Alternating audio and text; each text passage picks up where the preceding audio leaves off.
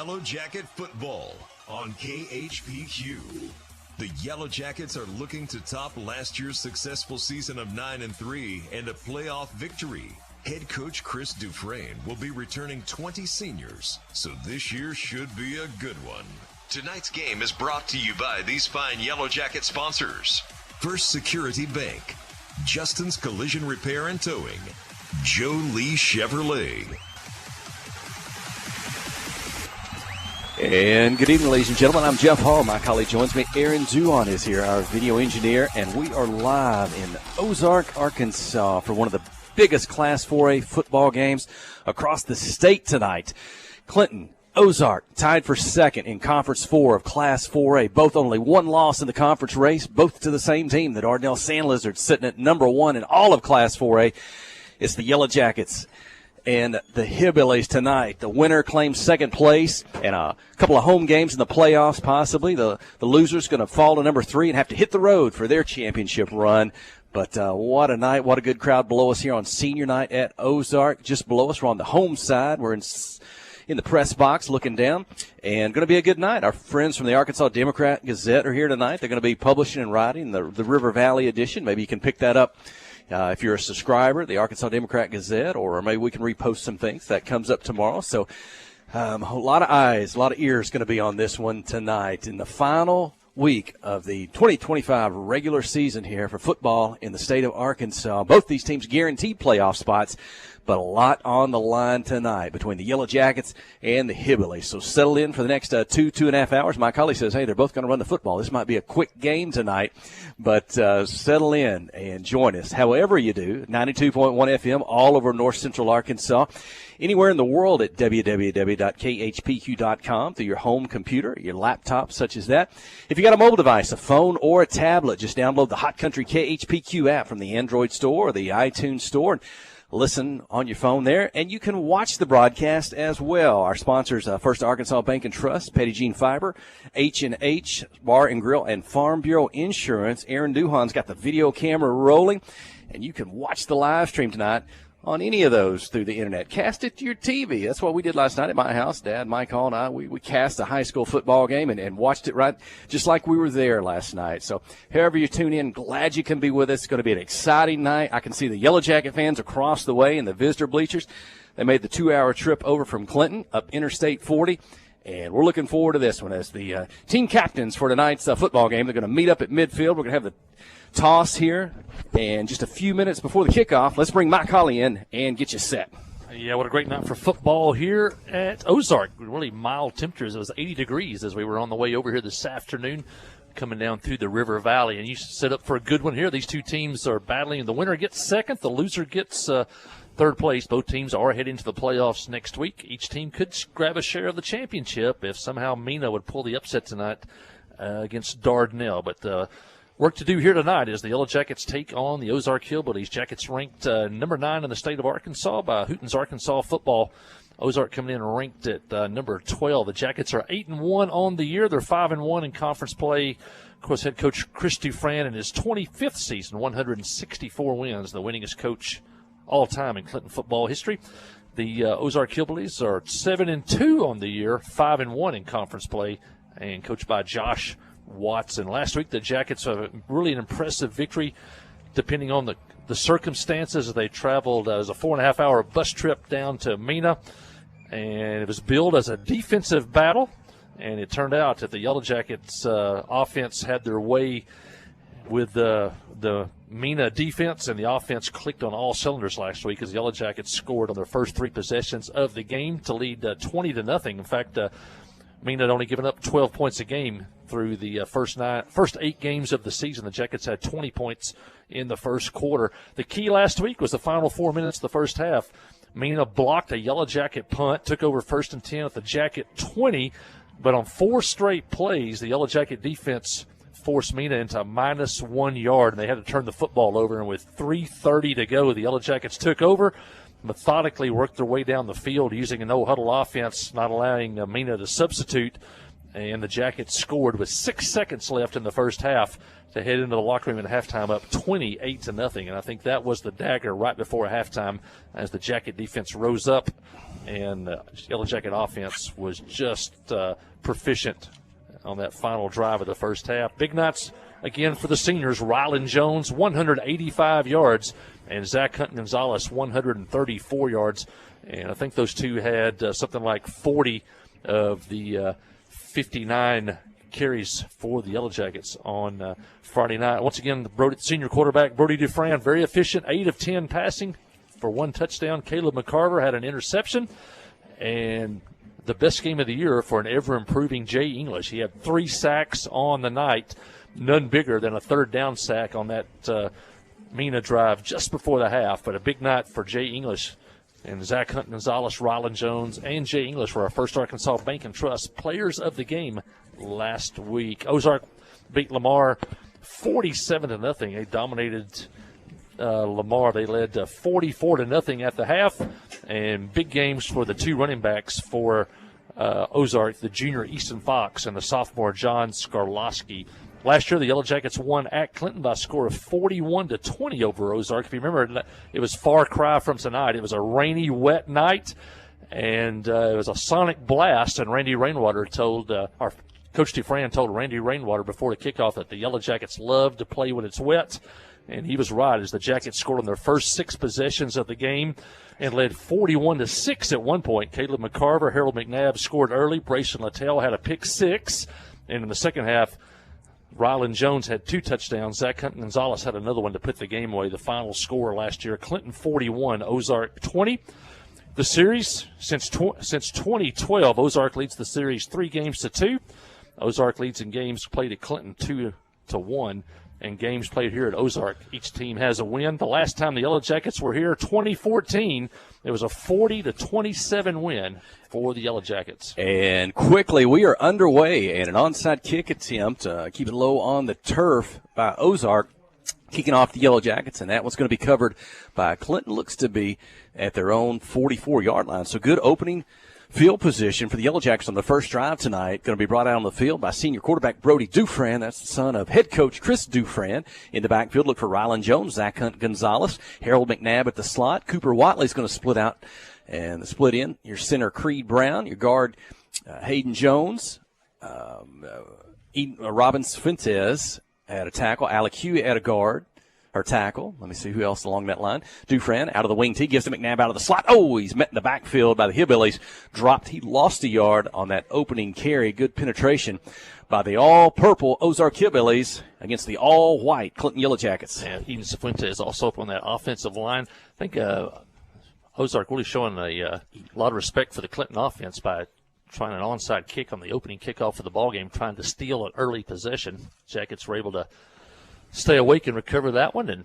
And talking to the coaches this week, you may see the ball in the air a little bit more this week, and now they're in the shotgun early. And Dufran, couple receivers to the left. Gonzalez back to a quick pass, caught on the left behind the line of scrimmage, makes a move, makes a miss. He's free. The 45, the 40, up to the Ozark Hillbilly 35-yard line. A Petty Fiber first down, and that goes for 18 yards on the throw and catch. That's to Rylan Jones.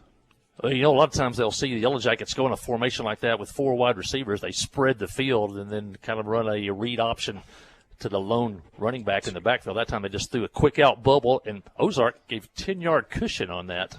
Mark it at the 37. Inside handoff, Zach Hunt Gonzalez. He's free up the middle. Zach rumbling all the way to the Ozark. Looks to be at about the 15-yard line. That's a gain of 22 back-to-back. Petty Fiber's first downs. This looks just like the opening drive last week against Amina with Zach Hunt Gonzalez with an explosive play early. And he is, this late in the year, he is healthy and fast and strong. Back under center, far hash, the visiting side.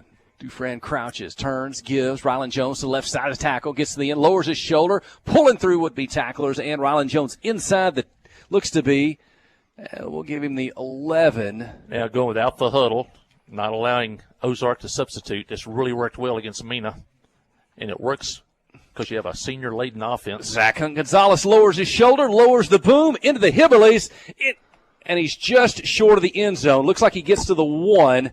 It'll be a Petty Fiber first down, 10-yard pickup. Clinton's going to go fast. They're going to get on the line of scrimmage. Dufran's under center from the 1. The turn, the give. Gonzalez into the end zone, looking for the call. Touchdown! Clinton 6, Ozark 0. 10:06 in the opening quarter. looks just like last week's opening drive.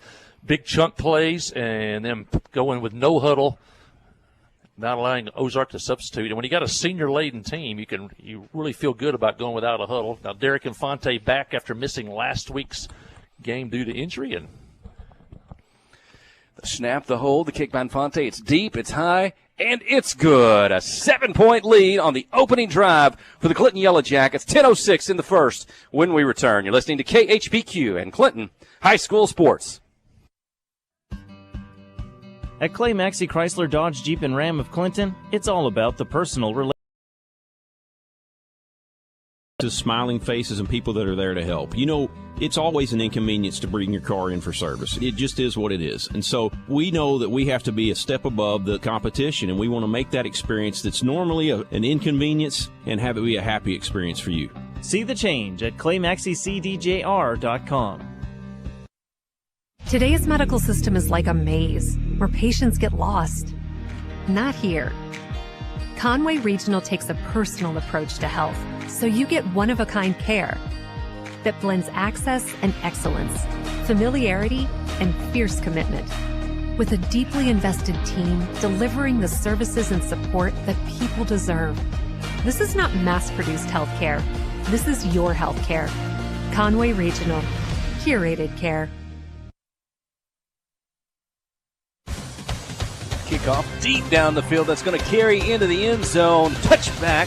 Ozark will have to start at their own 20-yard line. And, again, welcome back, Derek Infante. Said he was feeling good. Talked to him before the ball game.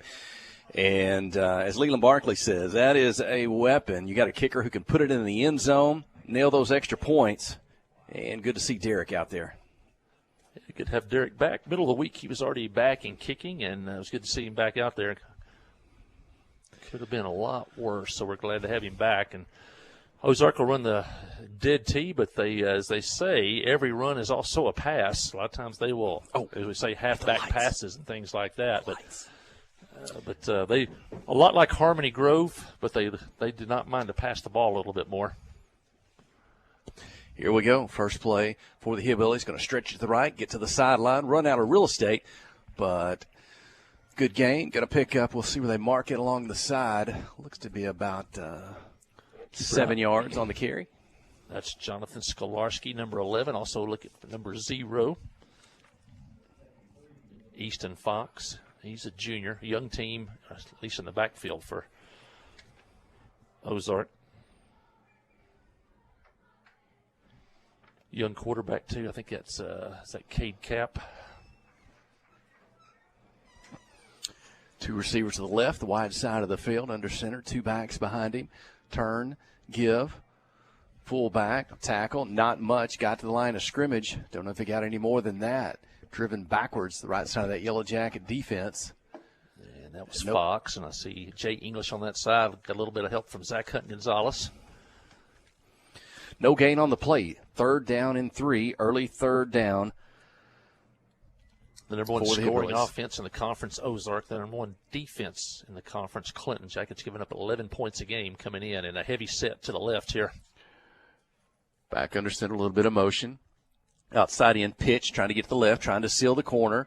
And up across the 30. This will be a first down at about the 33-yard line on the 6-yard pickup.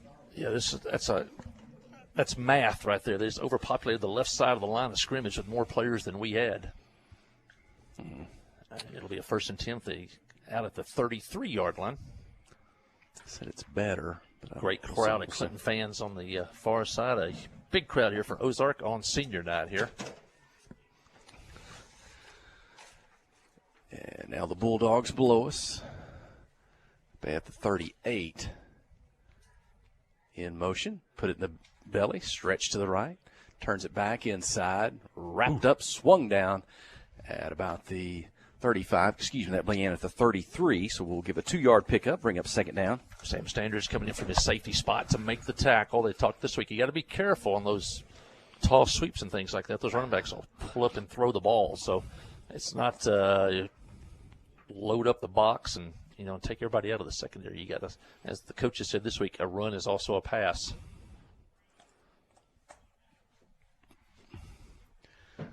Back under center. turn, pitch, the left side again. Got 3 lead blockers trying to seal it off. They do across the 40 up to the 45-yard line. And that'll go for a 10-yard pickup and a Hillbilly first down at their own 45. Good blocking by that left side of the Ozark line. Kind of, once again, overpopulated the left side, had more players on this side than we did. This will be a night when the linebackers, and we talk about Briar Gadbury being really good at knifing through traffic. This will be that one of those nights where the linebackers have got to get through traffic and get to the ball carrier. Now on the near hash, just below us here on the home side press box. Going to be in the shotgun, one back to the right. A little bit of motion, receiver left, back behind the quarterback. Direct snap up the middle, nowhere to run. Made at the line of scrimmage, no gain. And Hayden Jones in the mix, Briar Gadbury, Court Alexander, Jay English. Second down, 10 coming up. I look to my left, and there he is. The Hillbilly is here and armed. We came here in 2012, and I think he ran out of ammunition that night.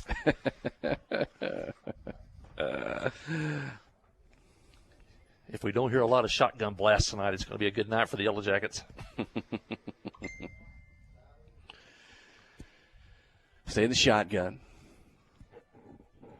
A little bit of a shift, left to right, flag on the play, and maybe an illegal shift.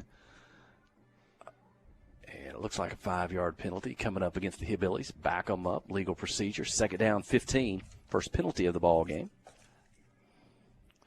Zach Gonzalez heading over to the side, trying to talk to Coach Benson, telling him something. Maybe seen something they didn't see on film this week. Now he hustles back into his linebacker spot. Jackets with the 3 linebackers tonight, including Hayden Jones. As they move personnel, we move our linebackers accordingly. Shotgun, keeping himself rolled right. Briar Gadbury's in the backfield, and he makes the tackle all the way back at the 35, a 5-yard loss. Briar Gadbury on a full sprint, able to make the tackle 5 yards deep. You can see that great on TV. That's what we talked about. Can the linebackers get through traffic and make the tackle? If the lineman can get a draw and then the linebackers get through the traffic, and Briar Gadbury did there, made the tackle, run the quarterback down from behind, and now an early big play for the Yellow Jacket defense. Looks good. Pretty good. It'll be 3rd down and 19. Ball at the 36. You would like to put Ozark into obvious passing situations.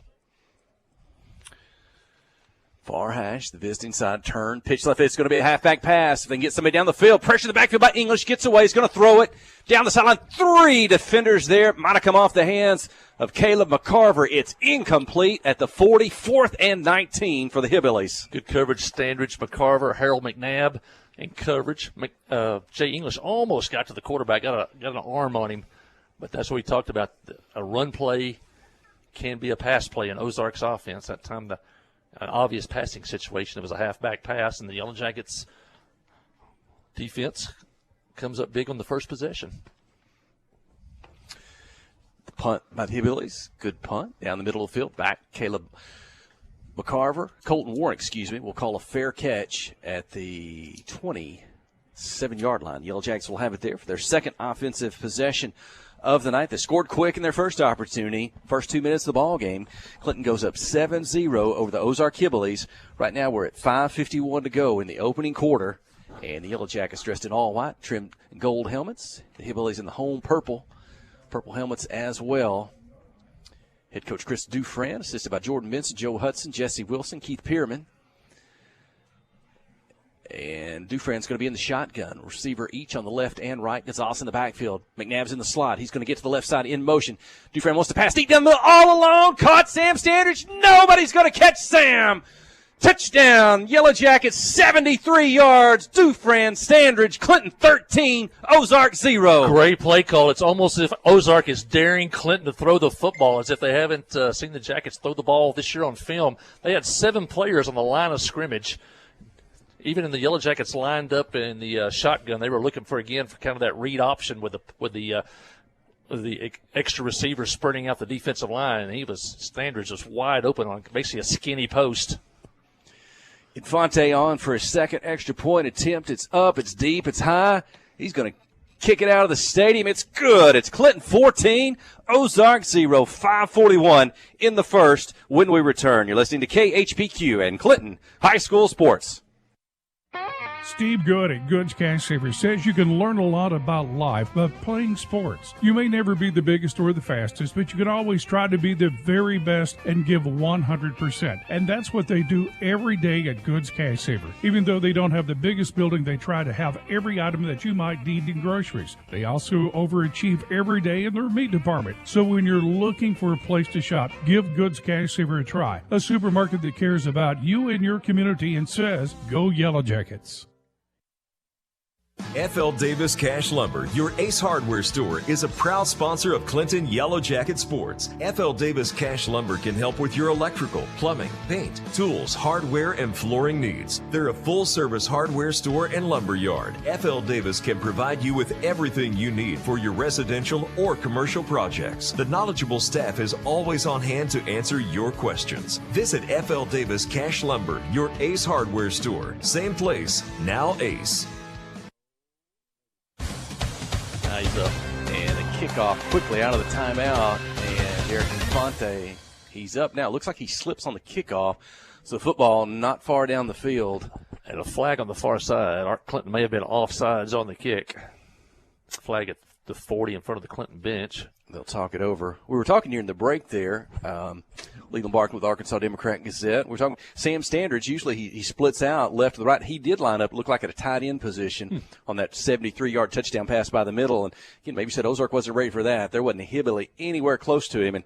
But once Sam caught that deep ball from Brody. Well, we hadn't thrown very often this year. We usually, in the past, we've thrown passes to tight ends. They've been mostly blocking tight ends this year. So maybe their analytics said they do not throw to the tight end. Well, you put an elite wide receiver at tight end. Looks like we may kick again. So can you not decline that? Why would you not decline that? And still waiting to, not sure what the call was. That'd be a break for Clinton if get to re-kick this one. So high school football, you kick from your own 40, and so the penalty is going to put Clinton back to the 35. But the question is, that football only went across the 50 there. One guess is they think after returned a couple of kicks last week against Lamar that if that's a high percentage play on a kick return, they would have had the ball at their own 49. Derek put it in the end zone on his previous opportunity. This one's going to stay on the turf, bounding down to about the 35. Picked up there by the Hillbillies, and big pile up, but they're going to push, fall forward to the 50, so not much difference between the two. Ozark will start at the 50-yard line. Derek boomed the first one to the end zone. That time they elected to squib it along the ground. And they actually picked up a yard, so head coach Josh Watson made the right call there. Can't believe we doubted you. Ball at the 50. They started their first possession at the 20, so. 16. Only picked up 12 yards net on that previous drive. A penalty, a lost yardage play. There's a pitch, but going to keep it inside. Nowhere to run. Backs up, starts forward again. Wrapped up, tackled. Might have made a yard to the 49. Good job, Caleb McCarver, Jay English, Briar Gadberry, Zach Hunt Gonzalez. Second down 9 coming up. Well, this one looks a little bit like Mena last week, where Clinton comes out guns a-blazing offensively. Defensively, they gave the Bearcats trouble. Let's see what they can do here on the second drive by Ozark. Inside pitch, turns it in, big back, running hard, bruising, lowering the shoulder. He's gonna carry 3 or 4 Yellow Jackets forward to get the first down up across the 40, the 39-yard line, 10-yard pickup. Yeah, that's more of a traditional dead tee. Quarterback just turns around and basically a little short pitch. So one of 3 running backs that time. The fullback. Do we have weights? We do. What's his height and weight? I want to double check that. He was a load to try to bring down. 6'2", 215. Looked every bit of that, if not more. Back under center, the Yellow Jacket 39. Turn, pitch, going to the right side. Turned inside. Zach Hunt Gonzalez, the tackle. Flag on the play. And might have lost a yard if it would stand with his forward progress. But flag was on the near official, the sideline official. A little bit away from the tackle. They'll talk it over. Sometimes you think a hold or a face mask in that position, but threw it pretty quick. I'm not sure this may be a chop block or something. Still talking it over if it was a holding penalty. They're going to wave it off. And so the play will result in a 1-yard loss. Back to the 40. Defense, again, doing a good job so far in the game. They've had 2 plays for negative yardage and 2 plays for 0. This Ozark offense so far. So Yellow Jack defensive line doing a good job. In a shotgun, 2nd down, 11 for the Hillbillies. Put it in the belly, pull it out, keep it himself, left side through the tackles. Wow. And gets caught down low, and then Briar Gadberry comes in high with the tackle at about 37. With a textbook tackle right there, the senior middle linebacker with the play, and now it's 3-yard about pickup. 8. 3rd and 8. Women's services, all from a team that delivers more than medicine. This is not mass-produced healthcare. This is your healthcare. Conway Regional, curated care. We have partnered with Carti to bring world-class cancer treatment to Van Buren County. Some chemos are $8. So when a patient is sick, diagnosed with the cancer, traveling to Little Rock, that's a pretty long day for sick people. Back in the old days, you had to get on the interstate, go to Conway or go to Little Rock to get your chemo treatments. My mom, for 1.5 years, was able to take them right here in Clinton, Arkansas. Big peace of mind for my mom. Ozark Health, your community hospital. Timeout, 3rd down 8. Ozark's about to think 4-down territory there. Yellow Jack 37, under center. Let's see what they've drawn up. A little bit of motion. They're heavy on the left side. Double handoff in the backfield to the right. Behind the line of scrimmage, lots of white jerseys trying to get back. I don't think they're going to get to the line of scrimmage. Going to be tackled at the 39. A loss of 2 on the play. And going to bring up 4th down and 10 for the Hillbillies. Great pursuit by the Yellow Jacket defense, but I think even better, great film study during the week. They were not fooled by that double reverse and almost looked like the running back maybe was going to look up and maybe throw the ball, but he tucked it and ran. But that's film study during the week to go along with some speed to make that play. And Jacket defense trying to get off the field. It's 4th down and 12 here at the Clinton 40.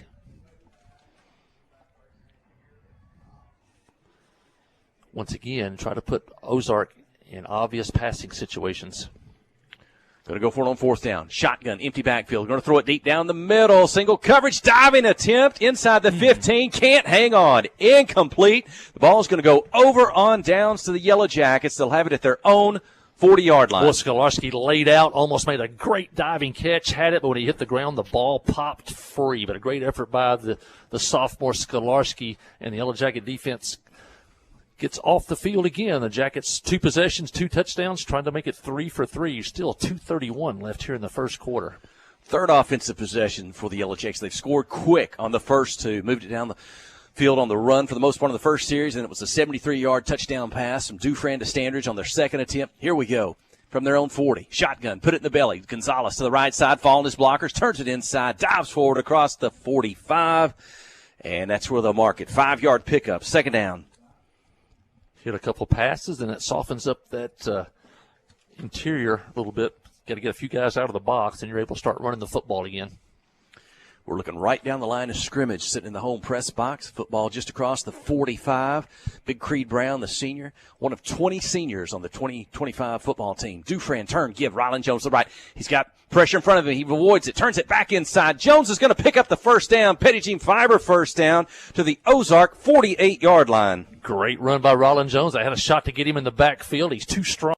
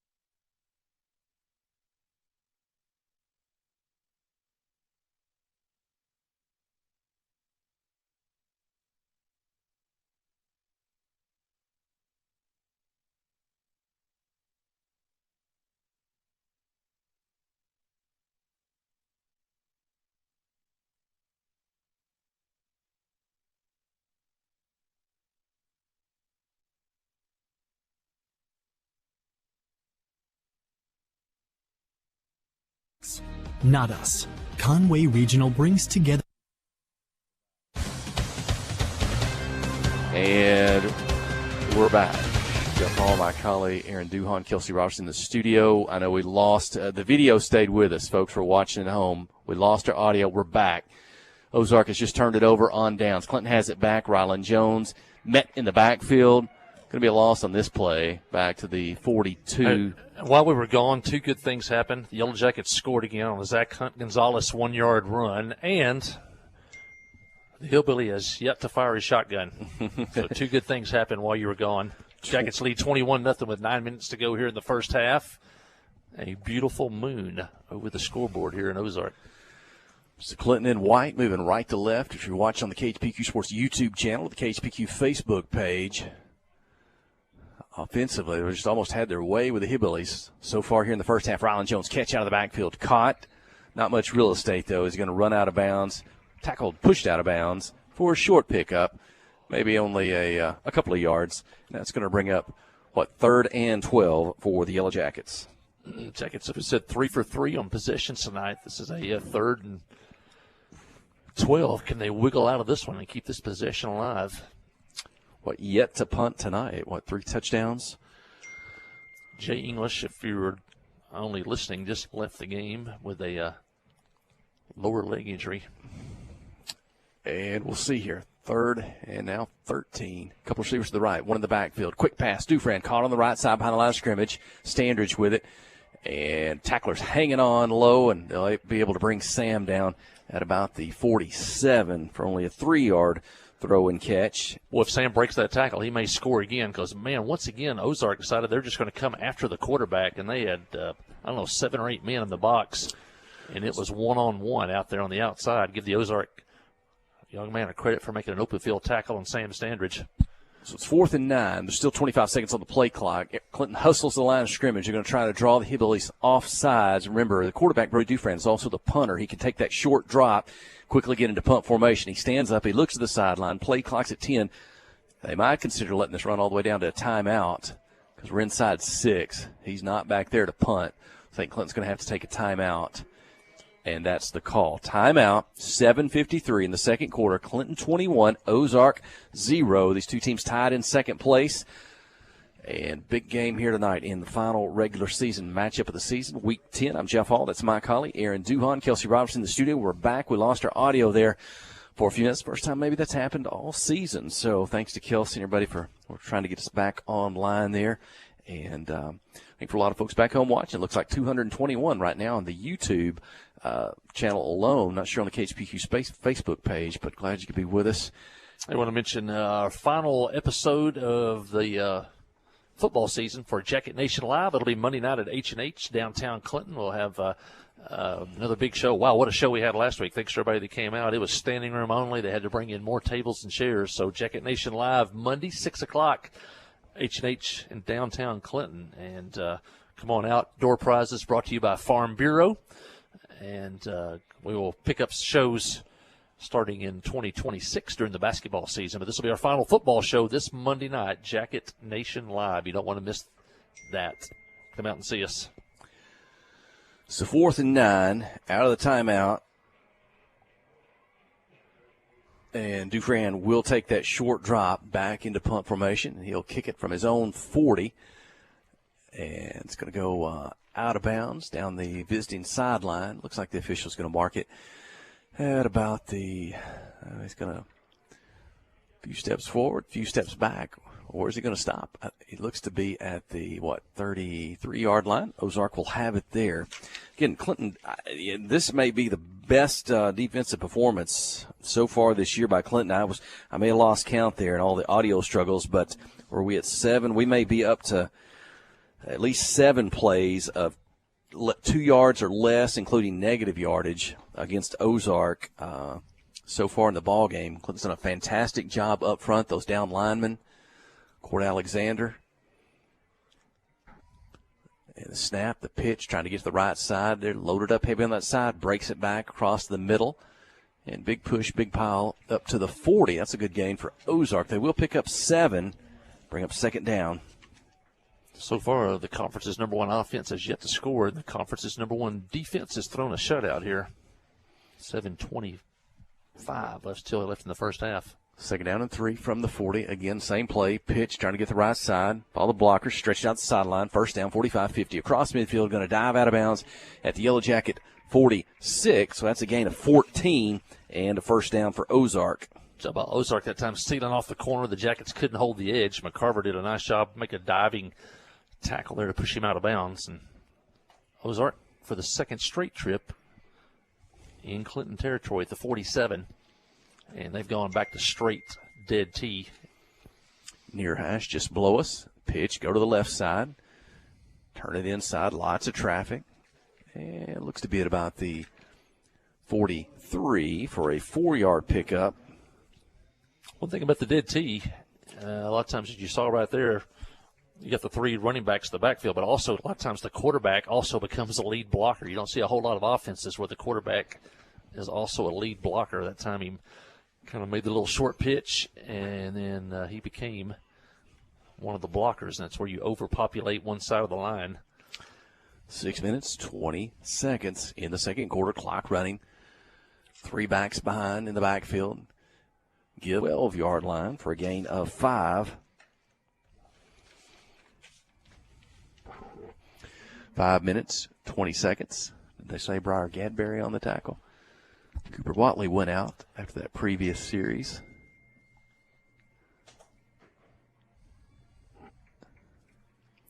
Put ball in the middle of the field, under center. And right side, a lot of traffic, but across the 10, maybe the 9-yard line for a 3-yard gain. And going to be 3rd down and 2 for the Hillbillies, so 4-down territory. Need a touchdown with 4:48 clock running second quarter. Clinton 21, Ozark 0.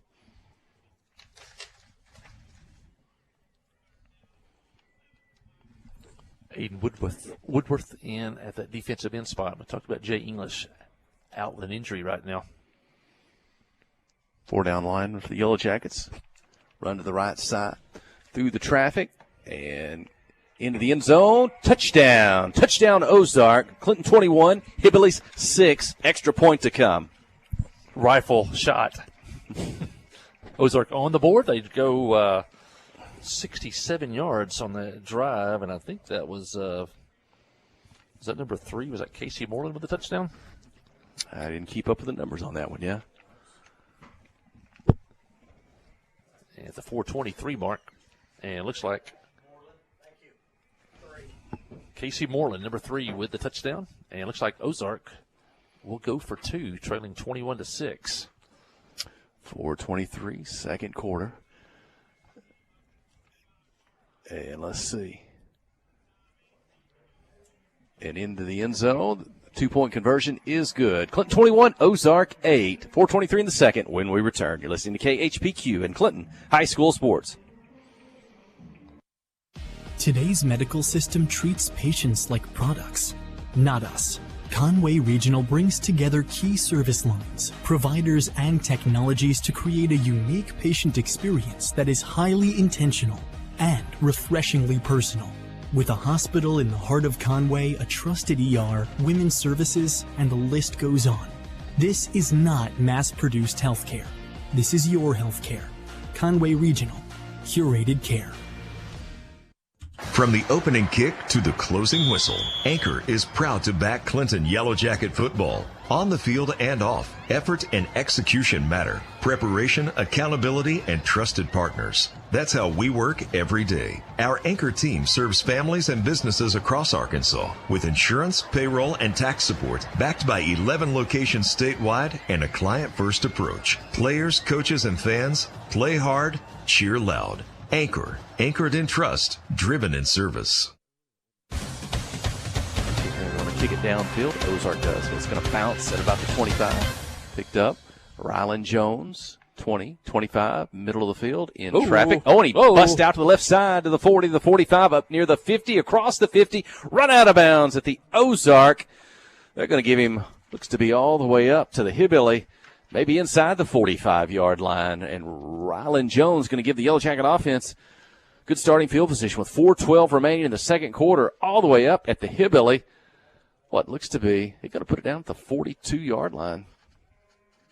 A big Ryland Jones return. And at the 42-yard line, big play there. It's a big series with 4:12 left. Ozark's going to get the ball to start the second half. You really want to come down here and answer that touchdown by Ozark. If not, it's also like a 2-for-1 possession for Ozark. So a big series here, just like we had last week at Mena. We covered the final 3.5 minutes. Wing T set. McNabb out of the slot gets the handoff. He's met behind the line of scrimmage, and he's going to be dropped. A yard loss on the play, back to the 43. Looks like Ozark's coming in tonight. They're determined to stop Clinton from running the football. They're willing to give up the pass, and we've seen a couple of big hitters already tonight in the pass play, but they're definitely trying to stop the running game. Brody Dufresne is 5 for 1, 6. 2, 3, 4, 5, 6, 7, 8 in the box. He's in the shotgun, but he's going to give it to Gonzalez left side. He's got blockers. Gonzalez to the sideline, 40, 35, pushes, makes one man miss all the way up to the, looks to be at 25, and there's going to be a late hit out of bounds on Ozark after Gonzalez gets to the 25, an 18-yard pickup. It looks like penalty yards going to be tacked on. And I think the official might have let that one go, except at the end, the Ozark defender slung him to the ground. They were both about, 2 or 3 yards out of bounds. I think they would have let it went had he not slung him to the ground. And you should add on another 15 here. A big run by Zach Hunt Gonzalez.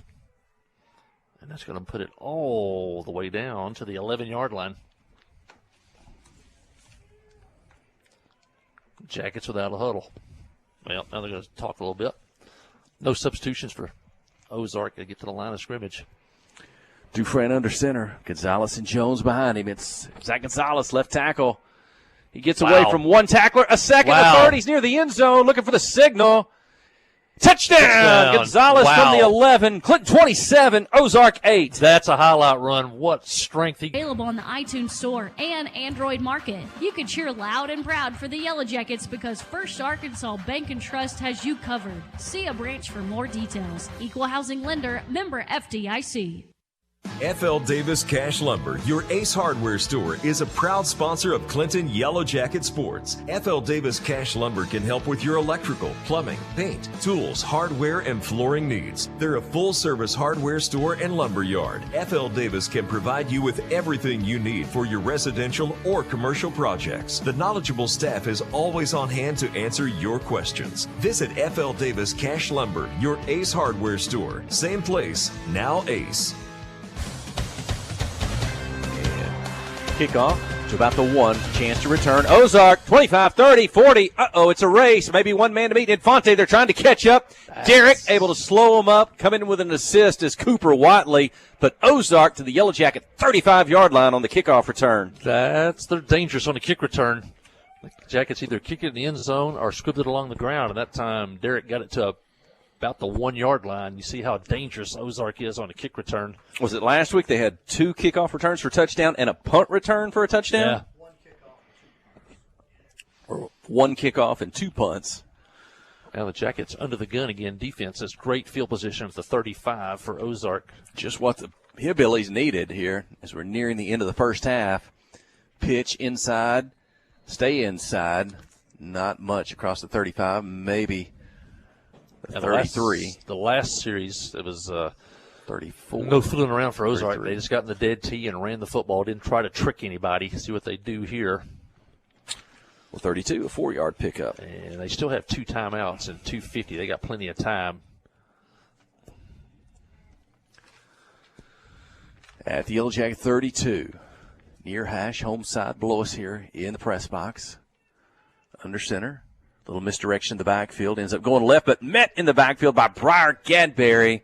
And tackle for the loss back at the 34, loss of 2. Briar Gadberry, our first Arkansas Bank and Trust player on the defensive side a couple of weeks ago. Saw Mom and Dad before the game. Dad was a little nervous, I think. Had his game face on. He was ready. Just like Briar. Briar's ready on game day. This is 4-down territory for Ozark. So 2nd and 6 becomes 3rd and 8 after the loss. Pitch right side, lots of blockers. Side steps, keeps going, stays on his feet. 21st down all the way up to the Yellow Jacket 14-yard line, a gain of 22 for the Hillbillies. Yeah, that was Skorlowski, the sophomore. Fox is the big power back, Skorlowski the speed back, and the Jackets let him out of the hole there. Quick snap, right side, same play. Gets loose in the middle, running through traffic up near the end zone. Touchdown, Ozark. Clinton 28, Ozark 14. Two-pointer, extra point to come. I didn't see the signal, but I think the Hillbilly fired off the gun. And now they got 14 on the board. It's official if the shotgun goes off. And that's a big score again. That the key that was that long kickoff return gave them great field position at the 35. Now they're going to go for 2 again. And once again, if the Jackets don't answer, it's going to be a 2-for-1 situation. They're going to get the ball to start the second half. Here we go. From the 3, handoff right side, big pile up, push into the end zone. The 2-point conversion is good. And your score, Clinton 28, Ozark 16, a minute 42 when we return. You listen to KHPQ and Clinton High School Sports.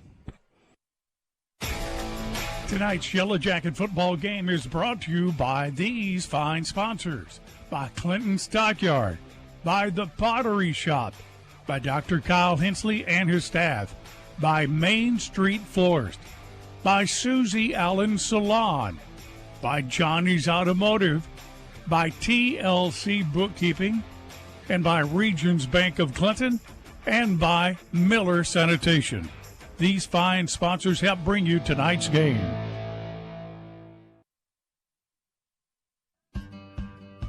At Clay Maxey Chrysler Dodge Jeep and Ram of Clinton, it's all about the personal relationship. Absolutely. We want you to see familiar faces, smiling faces, and people that are there to help. You know, it's always an inconvenience to bring your car in for service. It just is what it is. And so we know that we have to be a step above the competition, and we want to make that experience that's normally an inconvenience and have it be a happy experience for you. See the change at ClayMaxeyCDJR.com. And I don't know if that was an onside kick attempt or if that was a flub by the kicker. It awkwardly comes to the sidelines. It ends up across the 50. It travels the 10 yards. Yellow Jackets, the Hillbillies dive for it out of bounds. I don't know if anybody ever had control of it. That's a tough one because it only went 8 yards. It was going sideways toward the sideline, so you kind of get away from it. It's not going to go 10. All of a sudden, it took a left-hand turn and crossed the 50, and then it was a mad scramble for the ball. I think the Jackets knocked it out of bounds, so it gave Clinton the ball at the 49. And I think that's they're going to say we touched. So if it kicked it straight out of bounds, it'd be a 5-yard penalty. But since we touched it, they're going to leave the ball at the Clinton 49. It could have been at the Ozark 46. Oh, look at the Yellow Jackets trying to score with a minute 42 to go. Still got 2 timeouts if they're needed. Dufresne's going to take the snap. Quarterback draw up the middle. He's going to be tackled, swung forward to the Hillbilly 45-yard line, a pickup of 6. Brody's first run of the night, kind of a called quarterback draw, trying to catch Ozark off guard. Jackets still have 2 timeouts. Creed Brown gets him set along the line. He's going to shotgun snap to Brofriend, looking to pass quickly. Right side gets it out. Standards caught at the 40. First down, 35, 30, sideline. 1 blocker, 1 man to beat. They'll hang on. They'll sling Sam out of bounds at the 10. 36 yards. Petty Jean Fiber, first down. Once again, it's as if Ozark, we're going to take the run away from you. If you throw the ball, have at it. And they've got single coverage on 2 really good receivers on Colton Warren and Sam Standridge. It's 1-on-1.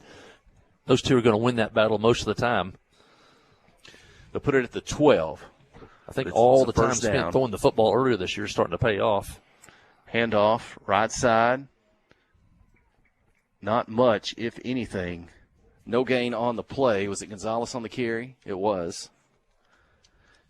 And clock management now, 1 minute to play. Still got those 2 timeouts. Second down. Well, they'll give him a yard on that. Zach falls at the 11. Give us to Jones to the left. Couple defenders. He maybe get to the 10. Third down. 47 seconds and timeout for the Yellow Jackets. Timeout, 47 seconds. It's going to be 3rd down and 9. The football is at the Hillbilly 11-yard line. Standers out for those 2 plays after the long run. Colton Warren out here with single coverage and about a 10-yard cushion. Because once again, Ozark, hey, you're not going to run the football. We're going to gamble. We're going to guess run. They did on those two plays.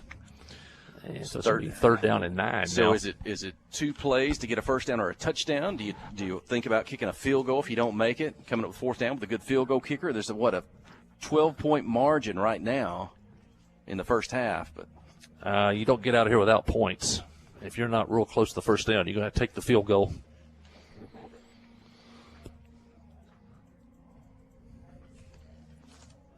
Coach Dufran over on the sideline. They're dialing something up here. Standridge checks back into the ball game. Bro Dufran 6 for 7 through the air tonight.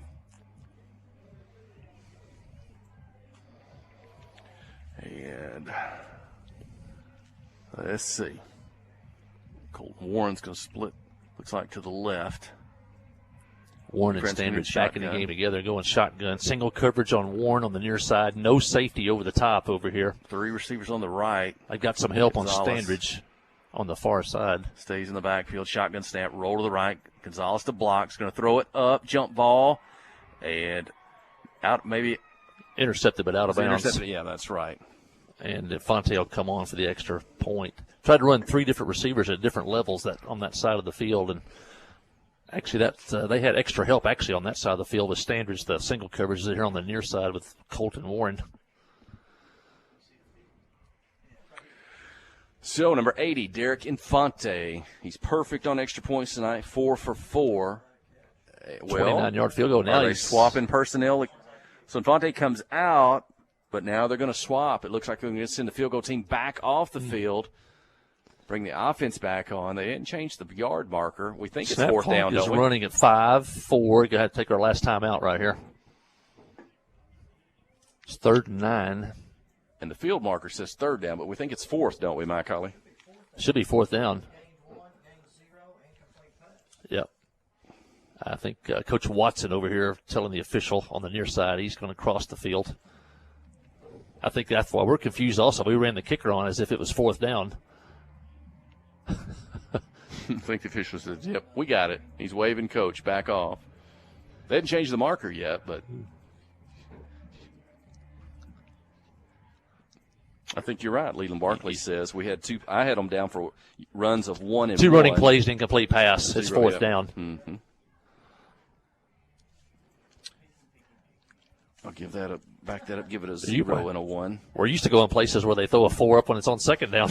You never want that to happen at home if you're.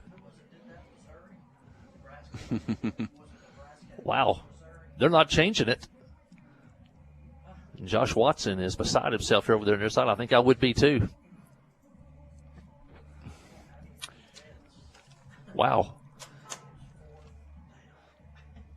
And no replay in Arkansas High School. What was that famous college game? He Sports YouTube stream. The 5 down play with the. Yeah, we think this should be 4th down. Runs of 0-1, and then the incomplete pass. Clinton has no timeouts left. 41 seconds remaining in the second quarter, leading 28-16. And trying to get more points on the board here before we close out the first half. Wow, that's been a good. I'd like to hear the explanation for this one when it's over. Even the hillbilly's got 4 fingers up down there, and he's armed. And again, if you're watching on the live stream, you can see this. The officials meet up again. They're still talking. We ain't out of the woods on this one yet. Well, here we go. Now it's 4th down. After all that. And Derek Infante will come back out on the field. So there looks like there will be a field goal attempt. 4th down and 9 at the Ozark 12-yard line. Should be a 29-yard field goal attempt. From the right hash. No wind to speak of. Derek's first field goal attempt in a couple of weeks. Dufran is the holder. That'll be back at about the 19. Infante, the kick is up. It's deep. It's high. And it's good. Derek Infante with a field goal. Clinton 31, Ozark 16. 36 seconds remaining here in the second quarter. Let's go ahead and keep it here. We'll have a break coming up here at halftime in just a moment or two. 31-16. Basketball kicks off at Clinton next week. We got junior high teams heading to Marshall Monday night, and the 7th grade teams heading to Bigelow for basketball action on Monday. And then I believe it's all girls Tuesday night at the arena. First home game of the year as Bigelow comes to town for girls basketball. So basketball, one of the fun times of the year when football and basketball overlap. So got your head to Marshall Monday, basketball at Clinton on Tuesday, and the Jackets will be somewhere next Friday night for the high school football playoffs. And I don't know if we've mentioned it in a while, but it's the 10th straight year for the Yellow Jackets to make the playoffs, and that's quite an accomplishment. Infante kickoff. He's going to keep it on the ground. And it'll be fielded at about the 31, returned to the 36. Ozark will have it there with 31 seconds remaining. They've got 2 timeouts, 31-16. You're throwing out a little history there. I think we're going to have a chance at halftime to visit with maybe Arkansas High School football's prolific historian. I think Leland Barkley's going to be with us and talk a little bit. Arkansas Democrat-Gazette is here. They're working up some articles, and we'll talk a little high school football and maybe get a little playoff preview coming up here. 31-16. Hey, Jay English is back on the field. I can see that left foot taped up. How about that? Number 17 at a defensive tackle. If you're watching on the live stream, he's closest to you. And it looks like going to be a quarterback draw. Up the middle, break it out to the sideline. Good yardage. He'll get out of bounds. Stop the clock at the 50. Across, well, let's see, at about the 50. So a 14-yard pickup. First down. More importantly, stops the clock. 26 seconds remaining. Yeah, too many yards on first down, and he stayed in, got out of bounds. He's got a big arm. You know, he can get it to the end zone, I believe, in this spot on the field. They've not connected on those deep balls. Matter of fact, not connected on a pass tonight. 0 for 5 incompletions.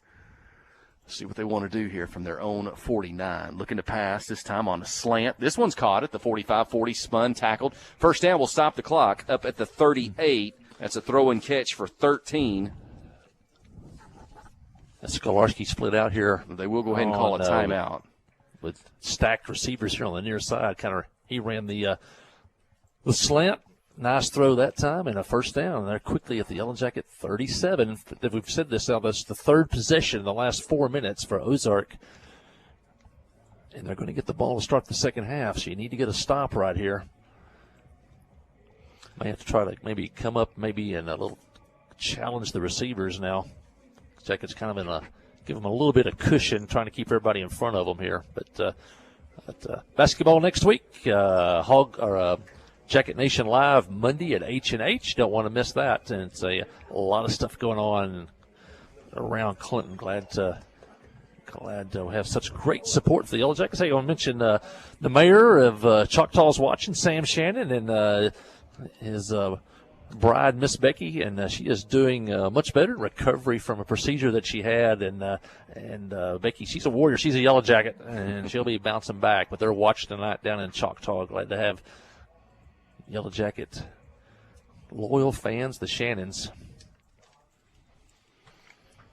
Out of the timeout, Ozark will have 1 remaining. 20 seconds on the clock. Football at the Yellow Jacket 38-yard line. Hillbillies in the shotgun. Couple receivers on the right, 2 on the left. Quick pass, right side, low. Able to pull it in across the 35 and get out of bounds at the 34-yard line.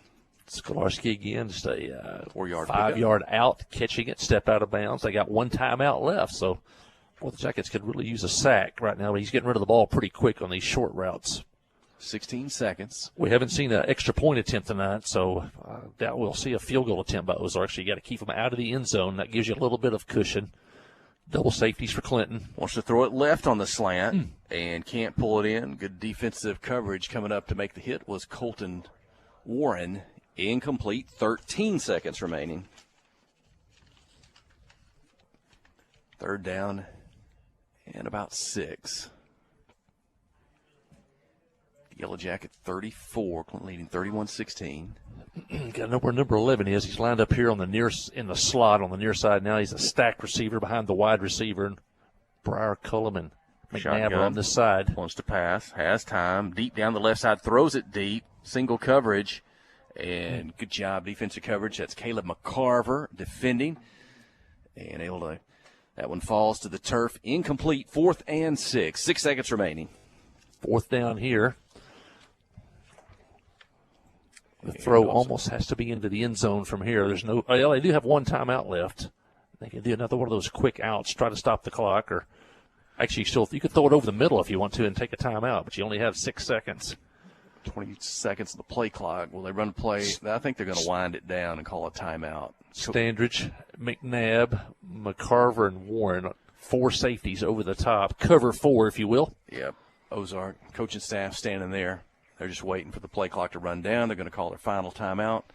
They do. 6 seconds remaining here in the first half. Clinton 31, Ozark 16. Final play, barring some type of defensive penalty, likely. Jackets 8 tonight. It's Slim Chickens. We're undefeated at Slim Chickens. We're now 2-0. Once last year, once last week, and we ate there again tonight. So Slim Chickens. The guys told me that Alec Huey was the first in line tonight. Apparently he sprinted off the bus and nipped Creed and the boys at the door. So Alec was first in line tonight at Slim Chickens. It was great. And the cheerleaders this week ate at Chili's after last week trick-or-treating in Mena. So you never know what those cheerleaders are up to. And Jamie Williams. I saw her earlier today, saw Jamie and Alexis. And again, looking forward to the trip tonight. And here we go. Jackets need a stop here because the Ozarks are going to get the ball to start the second half. Jackets, those 4 safeties are now at the goal line. And what are we going to have? Those 4 safeties are now 5. Briar Gadbury at about the 15, and the Jackets are going to rush 4, maybe 5. Braden Venables in the game now. Empty backfield. 3 receivers on the right, 2 on the left. Looking to pass. Looks short, pulls it down, wants to pass down the sideline. It may have been caught, but time has expired. Laying on the turf at the 15. I think, is the catch good? Good if it bounced or when? I think they will give him credit for the catch. Is that right? At the 16. We'll call it that unless we see something different. Couldn't throw it deep. Receiver ended up falling, laying at about the 16. They may be talking about it. Looks like he caught it instead of bouncing the turf. But the first half has expired. 31-16. Yellow Jackets leading over the Ozark Hillbillies here in Week 10. Final game of the regular season before these two teams head off to the playoffs. But, again, a lot on the line. The winner stays home for at least for maybe a couple of first and second round opponents. Third place hits the road for their championship run. We'll take a break here for just a moment.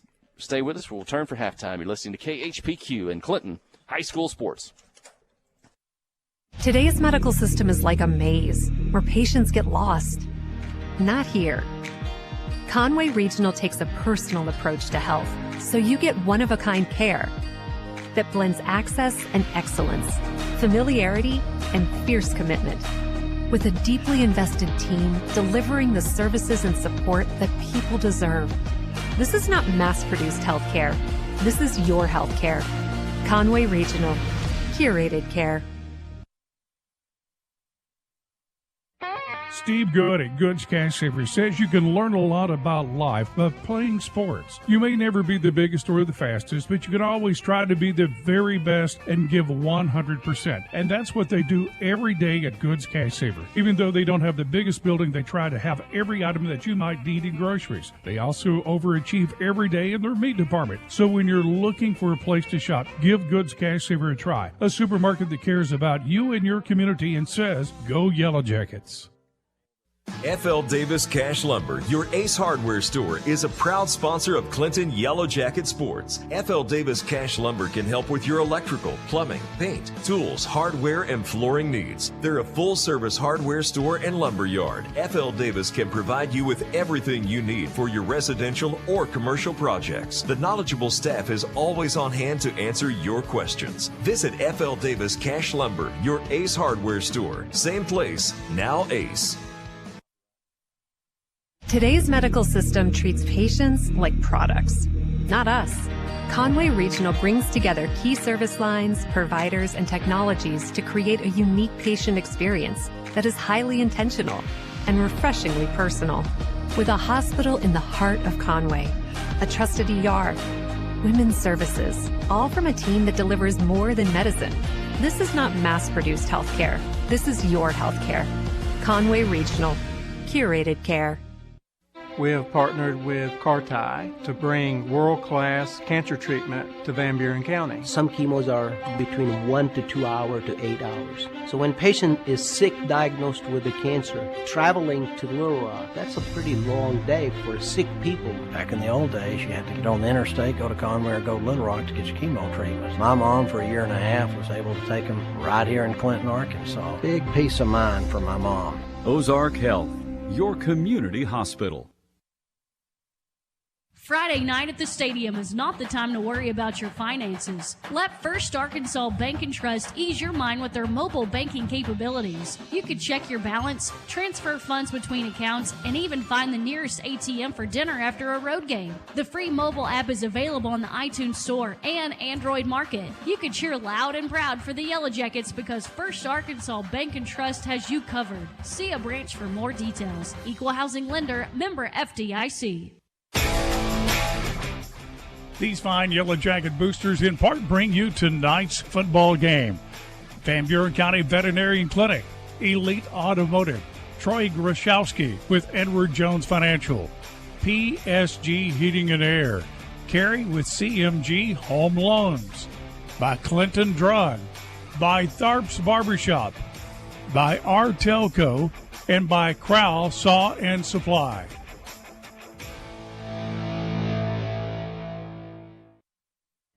Steve Good at Goods Cash Savers says you can learn a lot about life by playing sports. You may never be the biggest or the fastest, but you can always try to be the very best and give 100%. And that's what they do every day at Goods Cash Savers. Even though they don't have the biggest building, they try to have every item that you might need in groceries. They also overachieve every day in their meat department. So when you're looking for a place to shop, give Goods Cash Savers a try. A supermarket that cares about you and your community and says, go Yellow Jackets. Life is better with football and with First Security.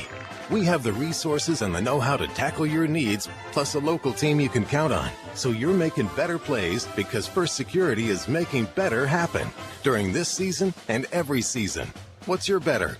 Get there with us. Stop by your local First Security Banking Center or visit us online at fsbank.com today. First Security. Bank better. Member FDIC, Equal Housing Lender. Today's medical system treats patients like products, not us. Conway Regional brings together key service lines, providers, and technologies to create a unique patient experience that is highly intentional and refreshingly personal. With a hospital in the heart of Conway, a trusted ER, women's services, and the list goes on. This is not mass-produced healthcare. This is your healthcare. Conway Regional. Curated care. From the opening kick to the closing whistle, Anchor is proud to back Clinton Yellow Jacket football. On the field and off, effort and execution matter. Preparation, accountability, and trusted partners. That's how we work every day. Our Anchor team serves families and businesses across Arkansas with insurance, payroll, and tax support, backed by 11 locations statewide and a client-first approach. Players, coaches, and fans, play hard, cheer loud. Anchor, anchored in trust, driven in service. Friday night at the stadium is not the time to worry about your finances. Let First Arkansas Bank and Trust ease your mind with their mobile banking capabilities. You can check your balance, transfer funds between accounts, and even find the nearest ATM for dinner after a road game. The free mobile app is available on the iTunes Store and Android Market. You can cheer loud and proud for the Yellow Jackets because First Arkansas Bank and Trust has you covered. See a branch for more details. Equal Housing Lender, member FDIC. FL Davis Cash Lumber, your Ace Hardware store, is a proud sponsor of Clinton Yellow Jacket Sports. FL Davis Cash Lumber can help with your electrical, plumbing, paint, tools, hardware, and flooring needs. They're a full-service hardware store and lumber yard. FL Davis can provide you with everything you need for your residential or commercial projects. The knowledgeable staff is always on hand to answer your questions. Visit FL Davis Cash Lumber, your Ace Hardware store. Same place, now Ace. Hey, my colleague Jeff Hall, Aaron Duhan back here on the campus of, I guess it's actually Ozark Elementary School, but the high school stadium located here. Jackets lead at the half, 31-16. They jumped out to a 14-0 lead and led 21-8 with 4:23 left in the first half. And the Jackets then picked up a touchdown at the 3:27 mark of the second quarter, led 28-8, and then Ozark comes back with a touchdown at the 1:42 mark, cuts the lead to 28-16. They've had a couple of two-point conversions tonight. And then just before the half, Derek Infante with a 29-yard field goal for the Yellow Jackets, and it's 31-16 Clinton at the half in this one. Remember, the winner gets second, and the loser gets third. Second place will get you a home playoff game next week. Third place, and you have to head off on the road. We got a special guest now. We've had some really fortunate this year. We've been had a good season. We've seen a lot of well-known folks along the way, and we've got longtime Arkansas Democrat-Gazette writer Leland Barkley with us. You've probably seen his byline, probably, and we've actually got to meet Leland tonight. It's great to be on with you guys. Boy, how about this weather for Week 10? I understand we're going to pay for it in a few days, but hey, we'll enjoy it while we can. I was on the way up here, and it's 80 degrees, so it was, I didn't know what was up with that. Your thoughts before we talk a little more? Thoughts on tonight's ball game? I have heard all year. Of course, Ozark's in our readership here in the River Valley Democrat Gazette in this area, but I had heard all year, especially from the local coaches, that far and away the best two teams in the 4A4 was Dardanelle and Clinton. And, of course, that 26-24 game, could have went either way. But then Ozark also led Dardanelle here when they played them, and Dardanelle came back and won 31-28. So, I thought maybe Ozark's in the, in the running to be in the same, conversation with Clinton and Dardanelle. But, man, Clinton and Dardanelle look really good, especially Clinton's defense. We do capsules in every Thursday in the paper, and I had the pleasure of, watching you guys and a couple of your live streams, especially last week in the Dardanelle game, to get some idea of some guys, because I talk to coaches too, but I like to watch myself and, get an idea of guys. And, man, the linebacker, you guys have mentioned his name a bunch tonight. Briar Gadberry, he was one of the guys that we put in the capsule, and he's had a tremendous game. He's one of those guys that just really sticks out. Ozark had their first three possessions. They had a total of 52 yards of offense on their first three possessions. So I think as good as Clinton, I guess their offense is, and how it gets mentioned to things, I'm more impressed with their defense than anything. Tremendous, because this is a very good Ozark offense. Yeah. And so to hold them on their first three possessions to 52 yards of offense, and by that time, it was 21-0. And Ozark, by the way, is the highest-scoring team in the conference through the first 9 weeks. Well, they've done a really good job of containing John Skolarski, because he's just run wild this year. I think 1,810 all-purpose yards. He had the kickoff return, 2 punt returns for a touchdown last week. He's thrown a touchdown. He's caught touchdowns. Of course, he's run for touchdowns, around 1,200 yards rushing. So they've contained him, which is, obviously a big part of the game plan. Now, I know you see in the River Valley in northwest Arkansas, you see a lot of football. And talk about maybe what's some of the big highlights you've seen this year, some of the stories that jump out to you from anywhere from around the state? Well, of course, it starts in our area, especially the last couple of years. Greenwood quarterback Kane Archer, first quarterback in state history to go over 100 yards passing in his career and 50 yards rushing in his career. First quarterback ever to go 150. He also joined an exclusive list this past week of going 20-20 for a single season. And on the bigger, larger school level, that's really hard to do because, coaches don't want their quarterbacks running much, first of all. And so for him to be able to accomplish that, he's really good. And, of course, watching Dardanelle and Creed Vega, he's a tremendous, athlete too. And, of course, Northwest Arkansas, we always watch the 7A level, of course, Bentonville, Fayetteville, Rogers is having a tremendous season. Tonight, Bryant and Conway are playing to see who's in that conference. And, of course, we keep up and watch the 6A East a lot because, in 7A and 6A, it's one conference pitted against another conference in the playoffs. I've always enjoyed, I think the 4A is the absolute most competitive classification of all of them, and every year. Mm-hmm. Now, we often mention a lot of the same names, Nashville, Arkadelphia, Warren, Hamburg's having a tremendous year this year, and, of course, again, Dardanelle, Clinton, I think, is way up there as well. So, 4A, I think, is just the best conference to watch, top to bottom, and to look at the matchups once we get into the playoffs. And we're, I've already taken my bracket and penciled in. I haven't, used a pen yet, but penciled in Clinton, and they're I think their bracket is pretty good. In fact, in their quarter of the bracket, the only champion in that quarter is Elkins. Now, Elkins is very good, and they would have to go to Elkins, but that's way down the road. But, that's a pretty good draw for Clinton because we look over, and a little bit of it going into the night was already decided. That's one of the great things about the Thursday night games the last week of the season.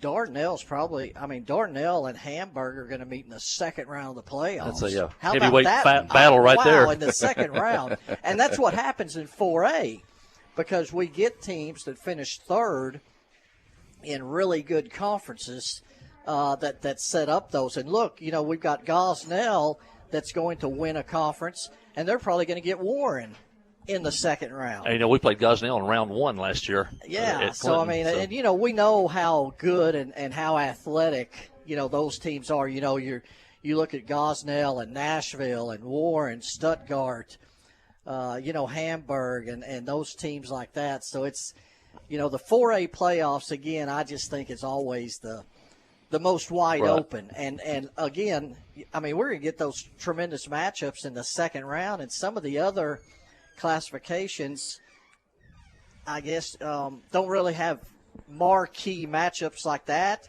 until semifinals. Right. And in 4A, we're going to get them in the second round. Big games early and often in the 4A bracket. Yeah, and that's again why the 4A, I just think every year usually is the most wide open. I know Robinson had its run. And, there's some other teams that's had some runs. But I just think every year the 4A is just highly competitive. Wide open. Yes. Yeah. I mentioned, and Jeff mentioned too, you may be the foremost historian on high school football in the state. And we'll talk a little bit about your almanac in a minute too. But any thoughts on impressions of Clinton through the years? Anything stand out to you? Well, one thing that stands out obviously is Coach Dufresne. Mm-hmm. A few years ago, I kind of looked into it, did a story kind of on what sets some programs apart from others. Coaching stability, number one. And he's been here, 25 years? 25 years as the head coach. That's tremendous on the 4A level because so many coaches on the 4A level, the 3A level, even the 5A level, they want to move up and get that bigger job. And so for a guy like that, a coach like that, to stay at a 4A school, you guys have seen the success that comes along with that coaching stability and that the consistency. Longevity and the consistency.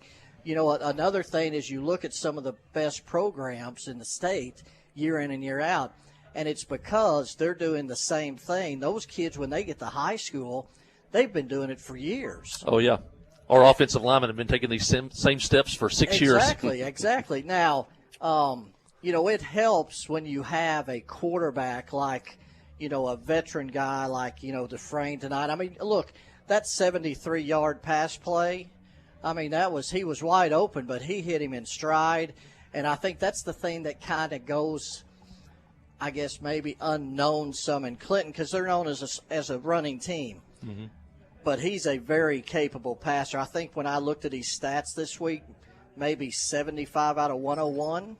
Right, very efficient. Oh, my gosh, yeah. You get a guy in a running offense that completes 75% of his passes and throws for over 1,000 yards.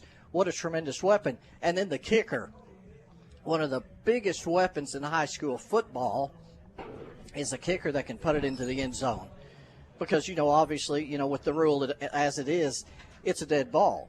Mm-hmm. And so to make teams consistently go 80 yards, most teams can't do it. Right, yeah. And we've had a good run of kickers lately, too. Derek may be the best that we've had. And as you said, making that team go 80 yards every time is huge. Jeff, it makes me think of a question. I know you're from Western Arkansas. You cover all those teams, and I think back to Greenwood and some of the teams that used to throw the ball a lot 10, 15 years ago and the success they had. One of the things we've seen with Clinton and schools in our areas, they've really got into 7-on-7 play in recent years. Football now, it's a year-round sport, like a lot of other schools. They've been so good at 7-on-7, and then you see a senior quarterback, coach's son, like you said, who's throwing 75%. We think that sometimes that's because they do so much 7-on-7 during the summer with that. And I don't know, have you seen that in the other teams in the areas where you come from about if that breeds success from 7-on-7 to once we get into the football season? Oh, absolutely. I mean, that connection between quarterbacks and receivers is tremendous. I love 7-on-7. I go to as many 7-on-7 tournaments and team camps and things like that as I can. I usually go down to the PA, the big one they have at PA. I've never been over to the the Sonic Air Raid. Oh yeah, Harding Academy. But I've kind of thought about it at different times. But I usually go up to the Southwest Elite at Shiloh Christian. So I love going to the 7-on-7 and watching different quarterbacks, especially some of the young ones that are coming up. And it has made a big difference in Arkansas high school football, the ability to pass, because if you remember back when Josh Floyd, Rhett Lashley, those guys were putting up such huge numbers, Arkansas was really the first state to really have some of those monster passing statistics and quarterbacks like that. Long before Texas was ever doing it. So yeah, I think it has made a huge difference with the quarterbacks. That was kind of one of my questions over the years. Have you seen the growth of Arkansas high school football? And I guess it would be emerging from a running predominant state to now throwing the football. Oh, I think it's one of the premier states in the United States as far as throwing the football. When Kane Archer went over 2,000 yards last week for the season, that was the 30th time in Greenwood history to have a 2,000-yard passer. And then you look at PA and you look at, Little Rock Christian and some of those schools that have kind of become known for passing, especially Pulaski Academy when Kevin Kelly was there and now what he's doing at Sheridan. It's really been fun to watch that progression of the quarterbacks in the state. By the way, Kane Archer never throws an incomplete pass. He what? He never throws an incomplete pass. Well, last year he more more touchdown passes than incompletions. Yeah, again, another amazing statistic. Which he was the Gatorade Player of the Year, and right. I don't know anybody that's going to pass him up this year. Although you look at the conference that Hamburg is in. And look at what Nikel Lewis, in fact, I guess he reached 46 rushing touchdowns for the season last night, which ties a state record in the regular season, and he's not even into the playoffs yet. Right. So he may, he could have 50 or 55. I mean, who knows what he's going to finish with. So a tremendous talent there. And, we watch guys like Stuttgart and Kane Price, Warren and Jackson Denton, just some tremendous quarterbacks in the state, especially in 4A. I'm really excited to see how 4A shakes out and who's going to be in Little Rock on December the 13th, because I don't even know who I'd put. At this point, I'm not sure who would even be the favorite. Got a lot of fans out there. If you're a high school football enthusiast, Leland Barkley has put out basically a book you update, I think, every year. The stats, the scores. Yeah. Tell little people about that, maybe how they can get it. I think the last year when I did it, it was 360 pages, and it went back to 1960. The original one I put out in 1993 went back to 55, but I've kind of had to trim it back some because it's gotten so thick. And, I love to run, the stats, the standings, the playoff scores, You know, a lot of times I'll run game-by-game stats for, you know, the leading rushers and receivers in the state, the all-star rosters. Even though we don't have the all-star game anymore, which just absolutely broke my heart because it was one of my favorite events of the year, was to watch some of those guys get to play their last game, last time they ever put a helmet on and represented their school. So, yeah, the Almanac of Arkansas High School football has been just really, really fun to do. And it's, you know, you talk about being a historian. There's a lot of really good sports writers around the state, and we share a ton of information with each other because we really try to keep in mind that, you know, it's about the kids. Right. And the reason why we keep stats like this is to know when a quarterback does something that's really special. It's notable. Yeah. And that we can note it and recognize them for it. And that's why we're always so good, I think, about sharing information and sharing stats. And, you know, my phone's been going off. You know, we share even on a Friday night. It's like, oh, here's the halftime score, and you're not going to believe what, you know, Jeff Regan at Rogers has done tonight. He's already got 4 touchdowns. I mean, just stuff like that is, I tell people, you go to a ball game, you never know what's going to happen. You may see something you've never seen before. Especially in high school. You know, we go to CAC a couple of years ago, and a guy named Zane Widener rips off 402 yards and 7 touchdowns in a night. You never know what you're going to see. You just don't, and that's one of the beauties of Arkansas high school football. Yep. Well, that's Leland Barkley with the Arkansas Democrat-Gazette. Thanks, Leland. It's been an honor, and it's been a lot of fun talking to you here at halftime. It's been an honor for me to talk to you guys and talk to guys from around the state, and let's get ready for the second half. Yeah, let Leland get back to work, and we're ready for some more football. Thanks, Leland. Let's keep it here. It's Jeff Hall, my colleague, Aaron Zuhan, Kelsey Robertson, our studio engineer, and we're ready for the second half. Clinton leads 31-16. The Yellow Jacks will be kicking off to the Hillbillies. They'll keep it on the turf. Looks like it's going out of bounds at about the 30, and I don't know let's see if anybody touched it or not. If not, it'll be a penalty and might move the ball up the field a bit. It's on the Yellow Jackets sideline. Let's see if they talk it over and see. But very good first half for the Yellow Jackets. Unofficially, I had Clinton with, let me double check here. I had the Yellow Jackets with 261 yards in the first half, 147 through the air, 114 on the ground. Very good by Brody Dufran, finishing with the big receiver was Sam Stanbridge, 129 in the first half through the air. On the ground, it was Zach Gonzalez with 3 touchdowns, 10 carries for 72 yards. And Jackets are going to be, as a kick out of bounds, it's going to be a 5-yard penalty for that. And then they're going to attack on a 15-yard personal foul. Actually, the Yellow Jacket running down the field trying to cover the kick. There was an Ozark player basically just standing there, and he ran right over the top of him. Nothing really intentional, trying to get to the football, but the official threw the flag. And Ozark's going to have great field position at the Clinton 48. Jackets leading 31-16. So, Yellow Jackets. This first series of the second half may set the tone for the rest of the ball game if the Jackets can get a stop here. If not, if Ozark scores, we're going to maybe in a dogfight to the end. Pitch in the backfield, right side, busting through up to about the 38-yard line. Maybe close to a first down. And he may be hurt. And they're going to stop play after the 10-yard pickup. Playing on turf here. Look at you kind of got twisted. And that's the big fullback in that dead T offense. And both teams heading to the sidelines. Let's go ahead and take a break. We'll go back to the studio for a moment. Stay with us. You're listening to KHPQ and Clinton High School Sports.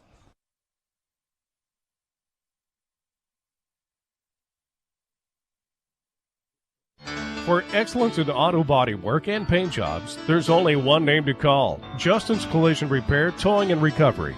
They strive for excellence in every job they do. Quality work is their specialty, and they pride themselves on the perfect color match. Plus, you'll know when your car is repaired at Justin's that it will last.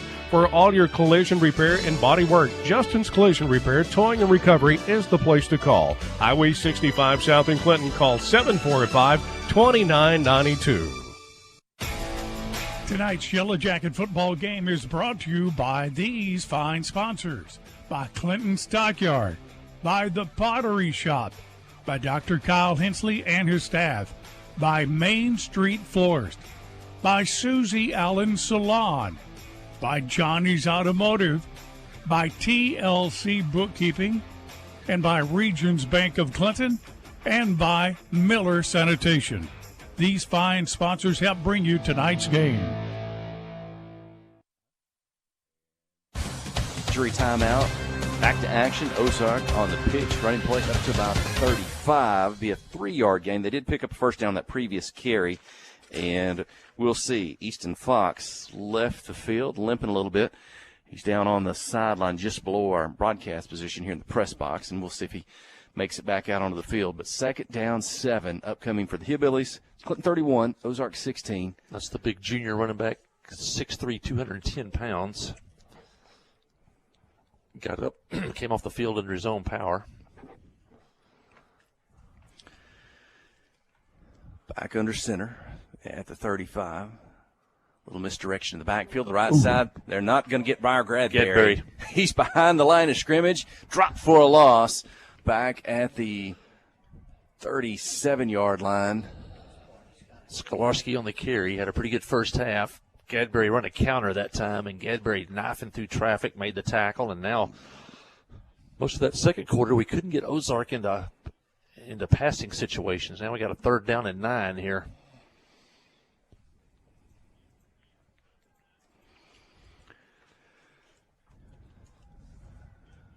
Again, same set.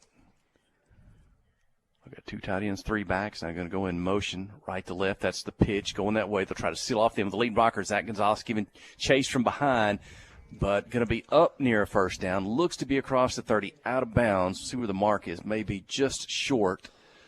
I don't know. I got one official, the near official, at the 29-28. Got an official timeout, I think, because the sticks got knocked down on the far side. Maybe somebody got knocked down. Part of the chain gang maybe down over there. Can't really tell from here. Maybe not. Now it looks like a Ozark player downed. And I don't see Skolarski on the field. That may be him on the far side, the sophomore running back. But that's unofficial. So Fox, the running back, out from a couple of plays ago. He's on the sideline being tended to. If that's Skolarski, that's their top 2 running backs. Gone down in a couple of plays.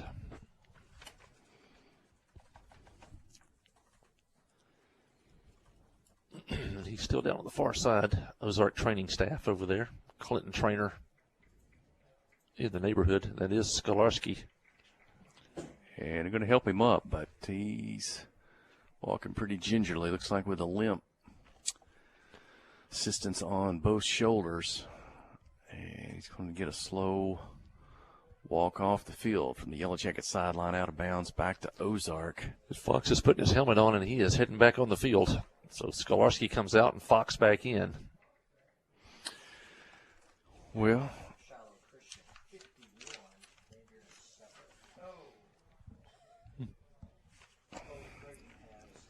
Fox is a junior. Skolarski, only a sophomore. Sophomore. It was senior night here at Ozark, but again, both these teams head to the playoffs next week, but the winner's going to have a home game. 4th down and 1. We come back to action. Can the Jackets get a stop here? Ozark got great field position after the kick out of bounds and the penalty. They started at the Clinton 48. Now the ball at the Clinton 29. It's been a slow start to the second half. We've only played a minute and, was that 54 seconds? Clinton 31, Ozark 16. So out of the timeout. Back to the huddle. Play clock yet to start. It's at 25. So here we go. Back to the line of scrimmage. Big play.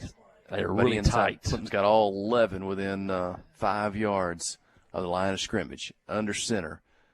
Quarterback keeper straight ahead. Looks like it should be good for a yard. I know Clinton says Where's they the stopped spot? him.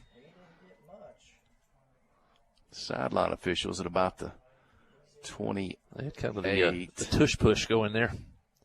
Coach Benson says it's short. And it is a first down. Without a measurement.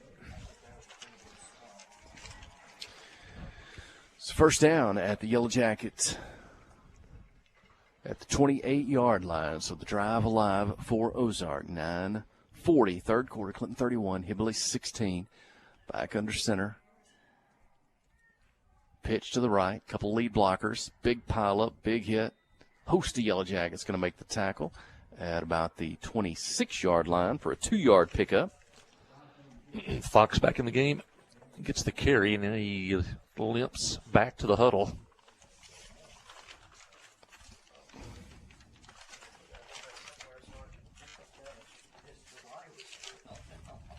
Second down, 8 yards to go.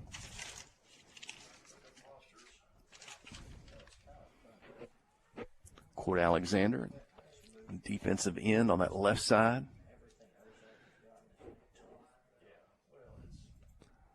And quarterback going to turn to the left, keep it himself off tackle to the left, going to weave his way through traffic up to about the 20. Maybe the 21, we'll see. You know, starting the second 21. quarter, you know, Ozark quit trying to trick people. I think they tried to do stuff they didn't really like to do early with the different formations and the passing. Pretty much since the second quarter, it's been line up, dead tee, can you stop us? So third down, maybe 2 plays to pick up the first down. Ball on the far hash, the visiting side. Keep it himself. Get behind those 2 lead blockers. Up across the 20. And that's going to be good for a first down at the 18-yard line, the gain of 3. Jackets need something on the first or second down, a lost yardage or a no yardage play, trying to get them into some type of a passing situation like we did in the first quarter. One thing about the dead tee and the wing tee, everything happens so close to the line of scrimmage, there's not a whole lot of lost yardage plays. That's one of the advantages of these offenses. Everything happens at the line of scrimmage. Cade Cap, the quarterback, going to go under center at the Yellow Jacket 18-yard line. Steps back, little misdirection. Now he wants to pass, rolls to the right. Pass caught inside the 10. Looks to be at about the 9-yard line for a gain of 9. The throw and catch. Second down. A little bit of play action out of that, dragging a tight end across the route. And pick up 9 yards on first down. That's the 4 for 11 tonight.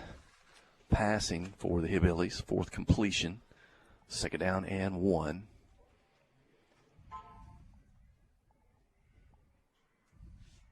Keep it himself. Cap does to the right side. Gets behind his blockers. Looks to be at about the 5-yard line.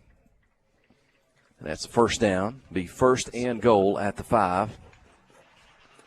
That Fox, gets the carry on that. It's big number 0 for the Hillbillies. The game clock at 6:45. Again, 31-16. A score here could make it a 1-possession ball game. Under center. Turn, give, right side. Good stop at about the 3. Be a 2-yard pickup. Bring up second down. Zach Gonzalez on the tackle. Ozark has taken almost half the quarter off the clock. They got the ball at the 48 to start the third quarter. Clock winding down toward the 6-minute mark. Look to the sideline. Play to be signaled in. Break the huddle.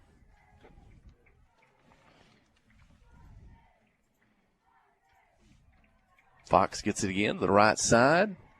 And touchdown. Touchdown Ozark makes the score. Clinton 31. The Hillbillies 22. Maybe a 2-point conversion to come. They've been successful their first 2 opportunities in the ball game. Big 2-point possession here. It's a 2-possession game right now. They could cut it to 1 possession here. Big a big difference in strategy right here depending on what happens on this two-point conversion. 31-22, 5:54 to go in the third. They've been successful on 2 for 2 so far, both running plays on the two-point conversion.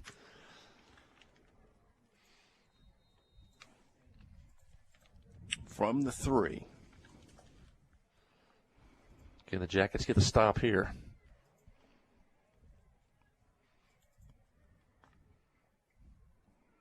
Going to be a shotgun snap. Wants to keep it. Oh, he got he's hit in the backfield and dropped. And it's Briar Gadberry again. Wow. With a tackle for loss. Stops the two-point conversion. 31-22. Came knifing off that right side. He may have inched up to the line of scrimmage that time, and that play never had a chance as he was all over the quarterback. They jumboed to the right, and the play was going to the right. And Gadberry knifing in from that left side makes the tackle, and it stays a two-possession game. Clinton leads 31-22. Just remember that if the margin of this ball game is more than 2 points, then remember Briar Gadberry making that tackle. Fantastic senior season for Gadberry, and we'll keep it here. Yellow Jackets ready to have their first offensive possession of the second half. Boy, it's been an interesting game. Clinton came out guns a-blazing. Was it 21-0 before Ozark scored? Then Ozark finally gets rolling, gets a couple touchdowns in the second quarter. Now they get one to start the third. And when you thought early that Clinton might blow this one out, Ozark has made a game of it, and the Yellow Jackets going to have to answer here with this 9-point lead, 5:54 in the third. We're going to see Skolarski walking down the track. He got him taped up. The hillbilly pats him on the back, so we may have not seen the last of Skolarski. Now you got to make sure that you cover this onside kick. From the 40, they will kick it down the field. They'll have a chance to return from the 21. A little shifty, 25-30, and it's Caleb McCarver up to the 35-yard line. The Yellow Jacket offense will come out on the field. Again, their first opportunity here of the second half. Brody Dufresne, Zach Hunt Gonzalez, Harold McNabb, Rylan Jones, Hayden Jones, Wyatt Dunn, Creed Brown, Alec Huey, Eden Fuentes. Who else is out there? Robin Fuentes. Wing T set. McNabb's in the slot. He's on the right side. Alex Hughes raising up. 9 players in the box. Check that 8 in the box. Dufresne under center. Again to Jones. Going to the right side. Turns it inside. Has a hole. Breaks through. Pulls away. He's got a second. He's pulling up across the 50. Rylan Jones to the Ozark 48-yard line. A gain of 19 and a Pettigene Fiber. First down. We've seen teams do that before. If you can get to the second level, there is no second level defensively. And that time Jones was able to break a tackle and get to the second level. And now the Jackets quickly have the ball in Ozark territory at the 48. Rylan only had 4 carries in the first half. And that's his biggest run of the night. That goes for 19. We're looking right down the line of scrimmage from our view here in the Ozark press box. It's McNabb out of the slot. He's right to left. He gets to the sideline. 40, 35. Both hands around the ball. He's all the way up to the Ozark 32. That's a gain of 16 in the Pettigene Fiber. First down. Harold's biggest carry of the night so far on that counter to the left. 2 plays, and the Jackets have moved to the Ozark 33. 35 yards, again, in 2 plays. And Sam Standridge brings the play in. Big Sam tonight. He's got 4 catches for 129 yards in the first half and a touchdown. Brody Dufresne, quarterback draw up the middle. I think the design play. He's going to hit and spin up to, looks to be about the 24 for a gain of 9. Dufresne getting his number called a little bit tonight in the running game. Fishlab got that only as his second carry, but 15 yards. Good call by Coach Durant on the quarterback draw. Kind of showed him a little passing formation out of the shotgun that time. Give him a little bit of lane to run. And the Jackets 3 plays. Now the Ozark 24. Hey, look, Sam Standridge is the tight end spot again. That's where he saw him cup the deep touchdown before. And they're wanting to send him up the middle. He got a defender hanging on him. Dufresne's going to roll to the right side. And Green's going to open up. He's going to run. He's got a Pettigene Fiber first down, and smart play by the senior quarterback. Everybody cleared out, and he takes it all the way to the 10 for a 14-yard pickup. Yeah, Ozark saw that time the Standards lined up at the tight end, but they also held him by the jersey for the first 10 yards of that play. But Sam But Brody got to the outside of containment, and ran, and the Jackets now at the 11, trying to answer that Ozark opening touchdown of the second half. Far hash, wing T set, turn, inside handoff, Zach Hunt Gonzalez fighting, pulling through. Gonzalez strong. It looks like maybe he gets to the 7 for a pickup of 4. Second down. Clinton can pick up a first down if they need it at the 1. Coach showed them a lot of different things on this drive, kind of keeping that Ozark defense off balance. Standard splits wide right on the short side of the field. It's Jones going left to right, turns it inside. It's got a hole, got a seam. He's near the end zone. There's a pile up, there's a push, and I don't see the touchdown call. Maybe he gets to the 1, and it's a Petit Jean Fiber first down. Yeah, no touchdown. Jory Tumbleson did not make the signal, so it's not a touchdown. Another good run, though, by a senior running back. He could have bounced that to the outside, maybe got a couple more yards. He made the quick cut back to the inside, got it all the way down to the 1. That's an experience of a senior running back, knowing how to use his blockers. First and goal at the Ozark 1, leading 31-22, 3 minutes, 12 seconds, third quarter.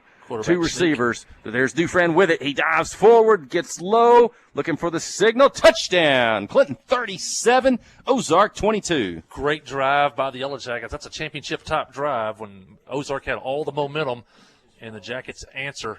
It was at 5:34. The Yellow Jackets took them 2 minutes and 19 seconds to answer that Ozark touchdown. And Infante on.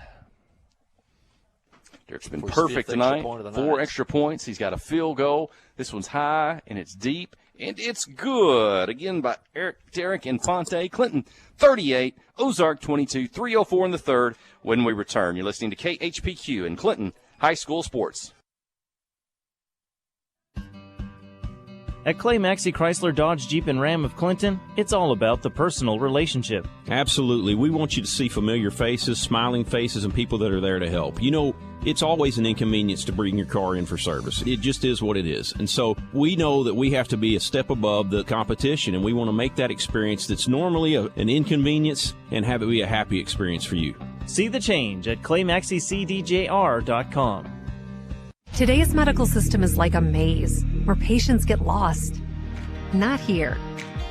Conway Regional takes a personal approach to health, so you get one-of-a-kind care that blends access and excellence, familiarity and fierce commitment, with a deeply invested team delivering the services and support that people deserve.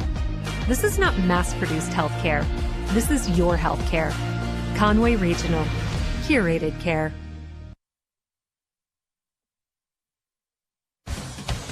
Infante from his own 40, going to keep it low. It's going to bounce around the turf. Bounce up in the air, off the hands, pulls it down now at the 20. And good team coverage, going to make the tackle at the 25. Ozark will have it there, 38-22. These teams tied for second in Conference 4 of Class 4A. We've not checked the scoreboard tonight from the other games around the league. We do know that Dardanelle has locked up the number 1 seed. A win tonight. They finish undefeated in the regular season, alone at the top. If they were to lose tonight, one of these two teams would have a chance to tie them for the conference championship. They would tie, but regardless, Dardanelle's going in as the number 1. The winner of this game goes in as number 2. The loser, number 3. And 4 and 5 behind us. Fox back on the field for Ozark. Skolarski still on the sideline trying to loosen up that ankle. Pitch, Fox with it on the right side, makes it back to the middle, trying to pull away. Boy, he's strong. He's going to carry it all the way up to the 46-yard line, I believe. He's a lot like Zach Hunt Gonzalez, a mixture of speed and strength. 21-yard pickup. No huddle for Ozark. Looking down the line of scrimmage, back under center, same play. Pitch, start to the right. And flag coming in late. Gets to the 50, 49. If it stands, it'd be a gain of 5. Anything that throws them off schedule, a holding penalty here would be big. And Ozark is backing up. It will be a holding call. Not mental penalties. Now, I've got that as Ozark only their 4th penalty for a total of 31 penalty yards. Clinton had for 3 penalties for a total of 35.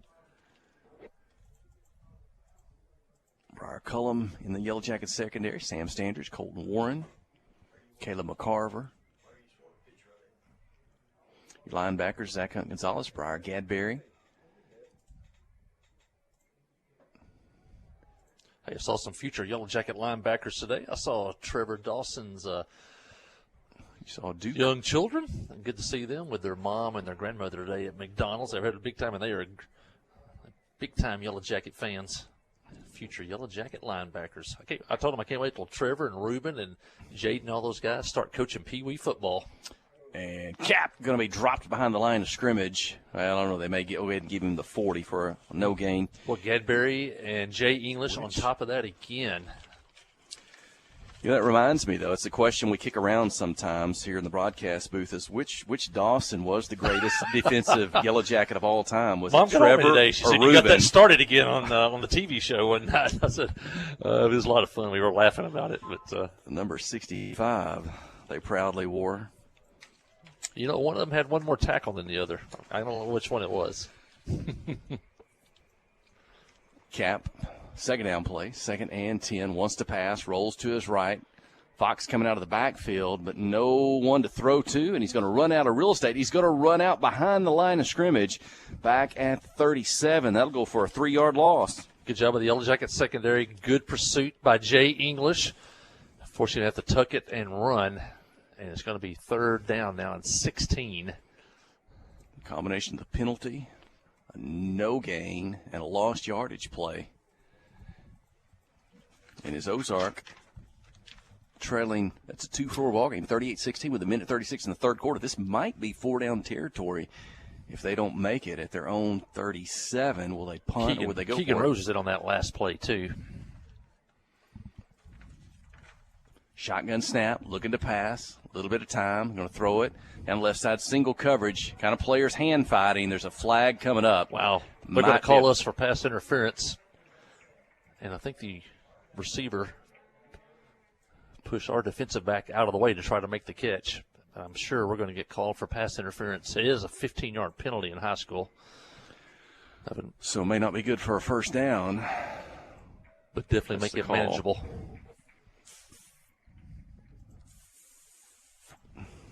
So 3rd and 18. We'll see if that becomes – you keep the down the same? Yeah. Will it be 3rd and 3? See where they ultimately put the ball down at. Those ones you hate because the pass was underthrown. So the receiver runs right through the defensive back to get to the ball. The defensive back gets called for the penalty. Now it is a very manageable 3rd down and 3. We're going to put it at the 48. Here we go. Pitch back to Fox, right side. Big pile up. They're going to stop him short of the first down. 45-yard line. It's going to be just short. 4th and a yard or less. So look for Ozark to go for it here at the Yellow Jacket 45. Less than a yard to pick up the 1st down. That one does. Excuse me. That was kind of didn't get off to start that time. The running back, when he got the ball, was at a dead stop. Down under a minute to play. Ozark's taking a lot of time here in the 3rd quarter and got a touchdown on the opening drive. This is their 2nd possession. Clinton's only had the ball 1 possession here in the 3rd quarter. Defense been out there a long time. Quick to the line of scrimmage. Going to snap it quick. We're under 5 with the play clock down to 1. They get it off. They may have called a timeout. No, it's a procedure penalty. And 4th and less than yards going to become 4th and 5. That changes the whole complexion now. Now 4th and 6. That's a big one. The play clock was running down. They got it off just in time, but illegal procedure. 4th and, I guess you usually call this 4th and medium. For Ozark, it's probably still, even for us a lot of times too, still a kind of in that area where you can still run the football. If you're a running team, you could always think you can get 6 yards. Football is at the 50-yard line, moving left to right if you're Big watching. Play for the Jacket on the defense right video. here. Here we go. Counter, and the Jackets were all over Hit it. Behind the line of scrimmage, dropped No gain. The ball's going to go over on downs to the Yellow Jackets. Alec Huey was back there. Briar Gadberry. Jay English comes up to help. Zach Hunt Gonzalez. And it's Clinton football. They showed left. It was counter back to the right, and Briar Gadberry was not fooled. He did not make the tackle, but he got into the backfield, slowed down the runner, and then Briar Cullivan, some other guys, Alec Huey came up and made the tackle, and that was really big. 4th and 1, and that penalty was huge for Ozark. It became 4th and 6, and the Jackets stop them, get off the field with 15 seconds left here in the third quarter, leading 38-22, and any points on this possession go up by 3 might be the dagger. Cooper Whiteley is going to split wide right. Might be the final play of the quarter. Wing T set. Give to Rylan Jones. Left to right. Gets to the end. A lot of traffic. Gets around one. Starts back inside. Spins. Gets away. Up to the Rylan Jones. Something out of nothing. All individual effort. He's going to get to the 39 for a gain of 11. Petit Jean Fiber, first down. Well, that's the bull. You get a lot of fans. He's got a lot of fans down at the fitness center, and Mr. Snyder would like. I know he likes that run right there, as he nicknamed him the Bull, and that's what Ryland looked like right there. And that'll be the end of the third quarter. 12 minutes to go to finish a second-place run here in the conference. 38-22 when we return. You're listening to KHPQ and Clinton High School Sports.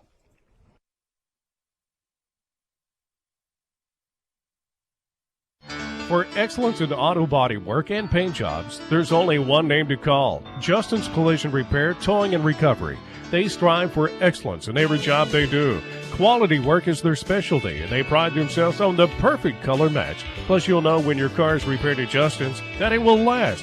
For all your collision repair and body work, Justin's Collision Repair, Towing and Recovery is the place to call. Highway 65 South in Clinton. Call 745-2992. Tonight's Yellow Jacket football game is brought to you by these fine sponsors. By Clinton Stockyard, by The Pottery Shop, by Dr. Kyle Hensley and his staff, by Main Street Florist, by Susie Allen Salon, by Johnny's Automotive, by TLC Bookkeeping, and by Regions Bank of Clinton, and by Miller Sanitation. These fine sponsors help bring you tonight's game.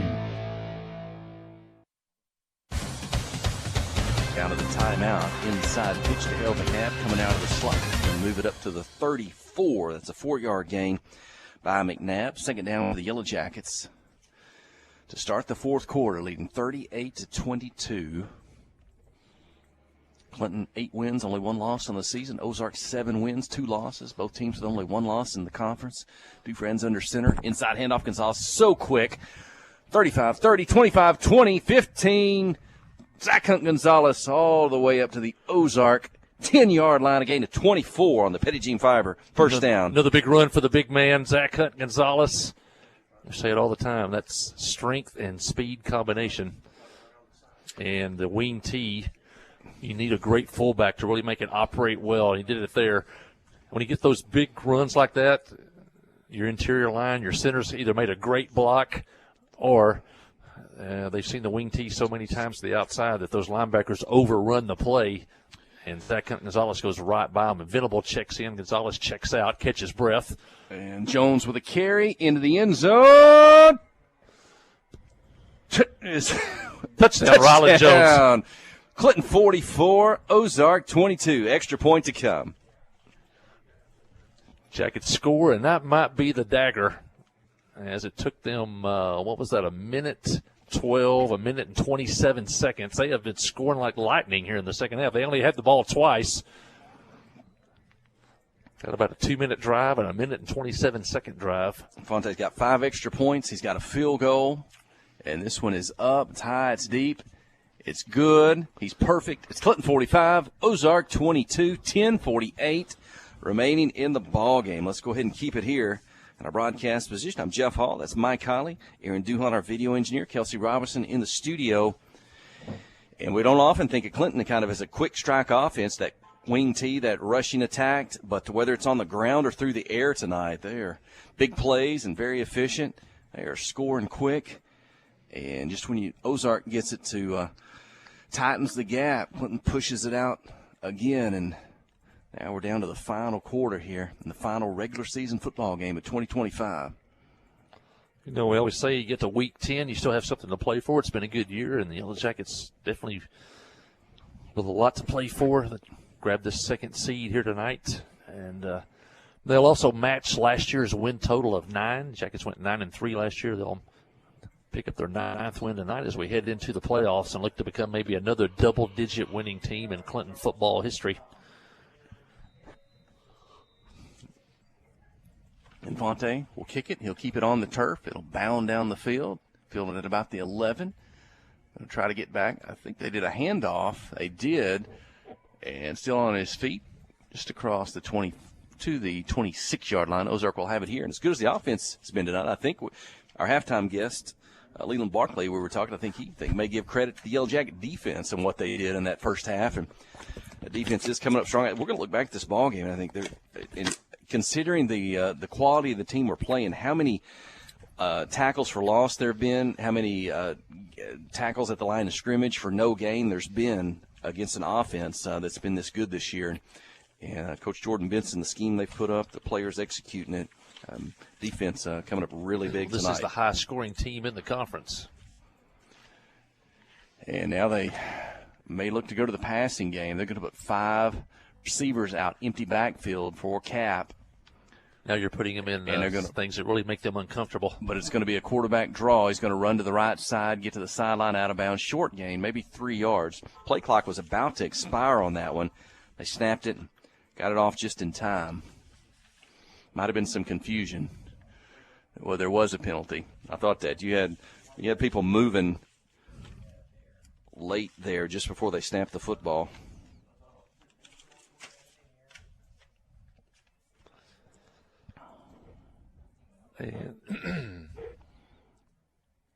And we'll back them up 5, keep it first down. It'll be first down and 15. Yeah, I think Skolarski's done for tonight. He's not coming back in. That's the young sophomore running back, Fox, who came out. Has come back in, played the last 2 series, but I think Skolarski, number 11, is done for the week. The Yellow Jackets this week in practice put on their scout team 1 wore number 11 and 1 wore 0 this week to kind of mimic those 2. Cap looking to pass. He's going to roll left, and looks like the catch is made just on the sideline just before going out of bounds. That play originated at the 21 after the penalty, and the pass will be up to the 25 for a gain of 4, bring up second down. Braden Vittleball in the linebacker along with Zach Hunt Gonzalez. And, of course, big night by Briar Gadberry, the senior. He's had a great game tonight on defense. 33 plays of 0 or less by Ozark.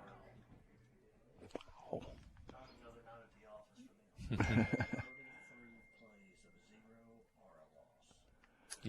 Shotgun roll to the right. And Yellow Jackets in the backfield. Gadberry was back there. 34. You may have heard Leland Barkley sitting to our left. That's now 34 plays of 0 or less yards tonight by the Ozark offense, the leading offense in the conference. And like that, that design play, by the time they shifted everybody to the right side, I think you had 4 or 5 lead blockers out of the backfield. Cap's going to keep us the quarterback. Briar Gadberry knifes through to the line and just busts all that up. Cap wants to roll to the left, out of the shotgun. Christian Partey's trying to fight off a blocker. Cap's going to swing it down the sideline. It's caught if he got in bounds. He does, I think, at about the 33, maybe the 34-yard line. And it's going to be short of the first down. It'll bring up 4th down. 4th down and about 4 o'clock running. 9:25 to go. Jacket fans will hang on to this one. Will be home playoff game next Friday night at historic Jim Tumlison Field. So 4th and a long 3, almost 4 for the Hillbillies. Into shotgun, 2 receivers on the left, 2 on the right. Back stays in the block, looking to pass. Right side slings on. Oh, off the hands of Venable. He almost had an interception, and he knew it. But the ball is going to go over on down to the Yellow Jackets. Clinton will have it at the Ozark 33 with 9 minutes, 7 seconds remaining. It's Clinton 45, Ozark 22. Oh, Venable might have had a pick 6 right there. There's a lot of green in front of him. He could have picked that one off. It went right off his hands. But it was 4th down. The Jackets will have it. And leading 45-22. We may have to go back and add up the offensive numbers. This is one, Clinton's had a good offense through the last years, 10, 15 years. This may go down as one of the leading, as far as scoring offenses, one of the best that Clinton's had. They have racked up the points this season offensively. And look for them to maybe put it in one more time if they can here. Rylan Jones with handoff, right to left in traffic. And Jones up near let's call him the 26-yard line for a gain of 7 for Rylan Jones. Had a touchdown on their previous drive. The senior, again, 20 seniors on this squad, so a lot to play for, making memory. And this is one of them tonight here in week.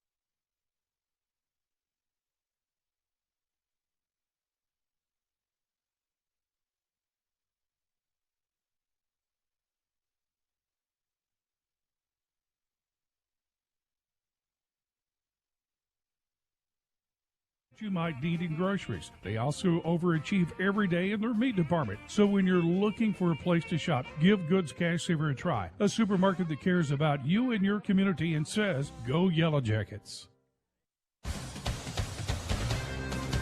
33-yard throw and catch for Ozark. We lost our signal there for a moment. Aaron caught it. Kelsey caught it. We're back on.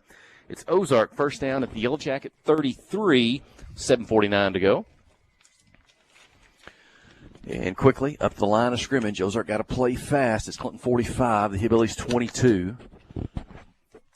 Shotgun, Cap rolls to his right, 4 receivers in the patterns. Going to throw it up, picked off. Sam Standridge intercepted up the sideline, knocked out of bounds. Late hit. Sam returned it to the 45, tack on another 15. And Clinton's going to have the football. They get it back after Clinton's first turnover of the ball game. He just floated that one up there. I don't know if sure the receiver even saw it. Sam did, playing center field, made the catch and got down the sideline and then got belted out of bounds over there. That'll be a 15-yard penalty. Now we played without a turnover for almost 3.5 quarters. Now each team back-to-back turnovers. Sam's got a 73-yard touchdown catch in the first half. He had 129 total receiving yards in the first half. Now he's got an interception. And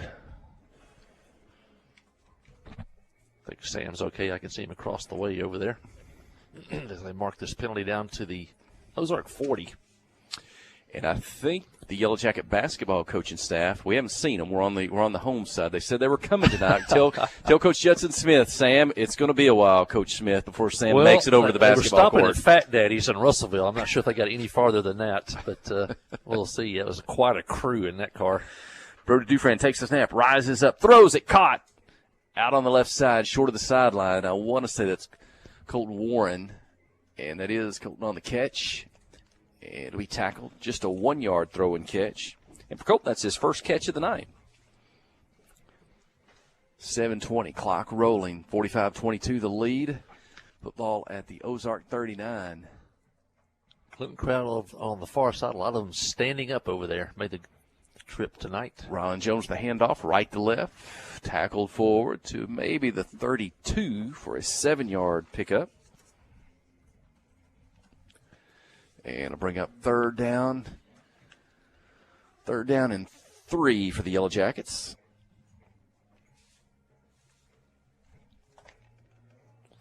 Jason Lynch watching tonight. Man, he put out a great graphic this week on to promo the game tonight. That was a Zach wicked-looking Yellow Jacket he had on there. Petty Fiber, first down for Zach Hunt Gonzalez. He's going to carry the football up to the 22-yard line. That's an 11-yard gain. Zach's went over 100 yards, I think, on his previous carry. That's going to put him up about 111 or so in the ball game. He had 3 touchdowns in the first half. Leland Barkley says the Yellow Jackets had 406 total yards on the night. Back under center is Dufresne. And a little misdirection. McNabb gets out of the slot. He's going to race to the end zone, and it's a touchdown. Clinton 51, Ozark 22, 6:05 remaining in the ball game. Harold McNabb, 23-yard run for the junior. That little counter play, and if you're watching on TV, Ryland Jones really carried out the fake well coming back to the right like he had the football. That's part of that play, and just enough maybe to get those linebackers to flinch to the left a little bit. And then Harold McNabb with his speed raced into the end zone untouched on that left side over there, and the Jackets now have hung half 100 on Ozark. Infante, he is killing the ball tonight. He's perfect. Jory Tummelson with a nice catch across the street over there almost. 52-22, 6:05 remaining when we return. You're listening to KHPQ in Clinton High School Sports.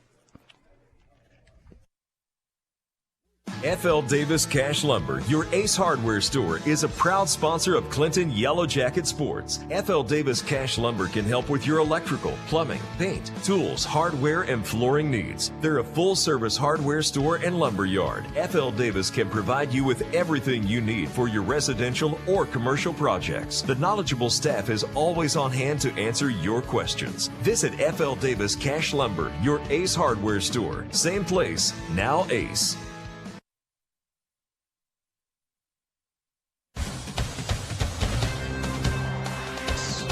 Take advantage of that turnover, that interception by Sam Standridge, and they tack on another touchdown. They lead now 52-22. And this game was 31-22 at the 5:54 mark of the third quarter. And Ozark with a chance to return this one. Middle of the field and tackled forward to the 30-yard line. They'll have it there.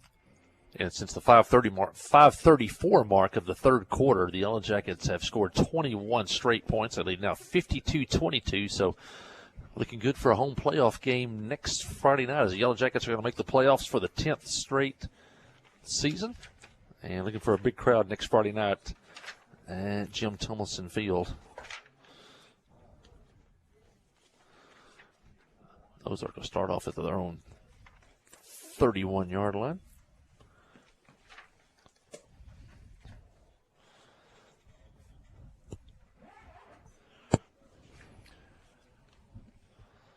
.59 on the game clock. Kind of got out of the dead T formation now. We saw some of this in the first quarter. Fox, left tackle, up to the 30, maybe give him the 36-yard line. Let's see where they put it down at. Give him 5 yards. We'll give him to the 35. You know, it's been a good year, though, for Ozark. They had a tough season last year. Quarterback got injured. And new head coach Josh Watson. And it's a good first year for them. And they'll head to the playoffs next week, too. I think maybe to Boxside or somewhere. Hand off right side through traffic up to about the 44-yard line for a gain of 8 and a first down.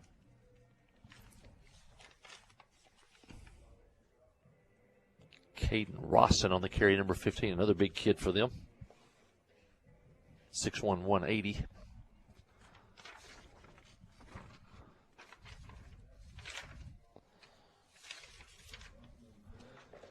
There is a, and then snap the football, get it up to the Yellow Jacket 48-yard line for a gain of 7.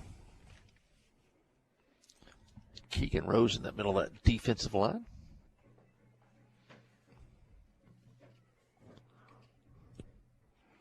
Camps going to step back, roll, caught just across the line of scrimmage, out of bounds at the That'll be a first down with the 45. I'll give them that gain of, we'll call it 3. Yellow Jacket band over there playing and dancing away there for Mr. Hawk and the cheerleaders.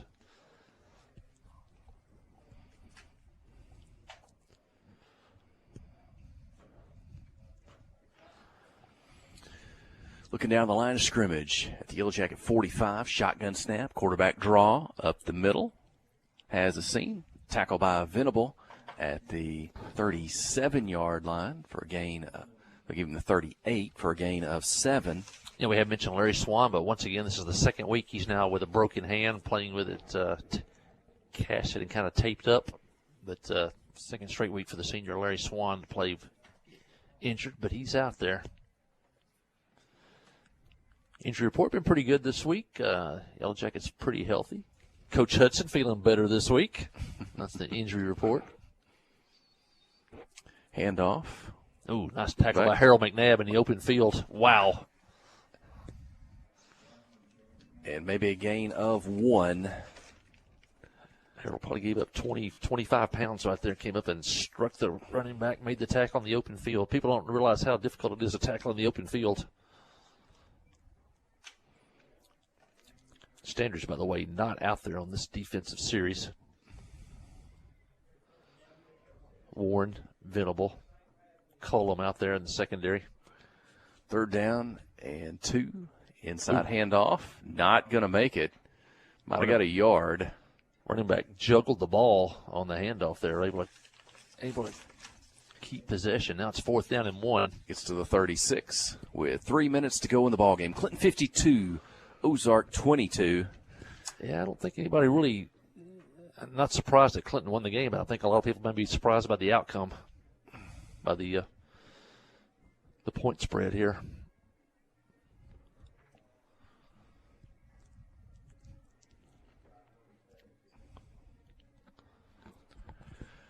Fourth down play. Looks to be a first down. It will be up to the 33-yard line. A gain of 3. And Ozark will keep the football. We're down to about 2.5 minutes to go. Trying to check the scoreboard here. We'll have a little bit of a post-game show tonight before we have to get on the road, make the 2-hour trip back to Clinton, and see what we can pull up. Maybe have a little quick playoff report.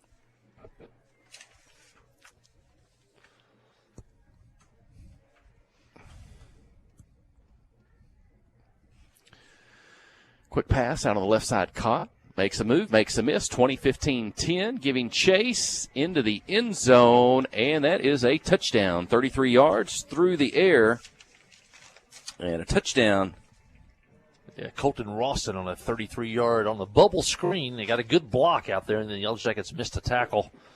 And he goes in from 33 yards out at the 2:03 mark of the fourth quarter. Colton Rawson, pass from Camp. It stops the game clock at 2:03. Clinton 52 and Ozark 28.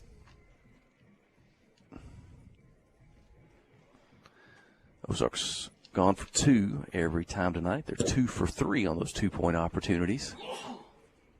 And they're going to do what we call the old swinging gate. Line over to the left, quarterback center. 2 players, one in motion to the right, a receiver over there as well. Going to roll to the right after the snap into the end zone. The 2-point conversion is successful. So that's going to make your score Clinton 52, Ozark 30, 2 minutes, 3 seconds when we return. You're listening to KHPQ and Clinton High School Sports. Today's medical system treats patients like products, not us.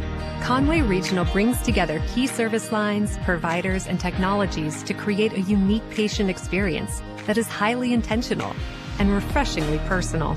With a hospital in the heart of Conway, a trusted ER, women's services, all from a team that delivers more than medicine.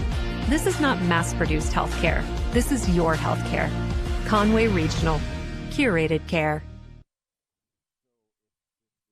We have partnered with Khpq to bring world-class cancer treatment to Van Buren County. Some chemos are between 1 to 2 hours to 8 hours. So when patient is sick, diagnosed with a cancer, traveling to Little Rock, that's a pretty long day for sick people. Back in the old days, you had to get on the interstate, go to Conway or go to Little Rock to get your chemo treatments. My mom, for a year and a half, was able to take them right here in Clinton, Arkansas. Big peace of mind for my mom. Ozark Health, your community hospital.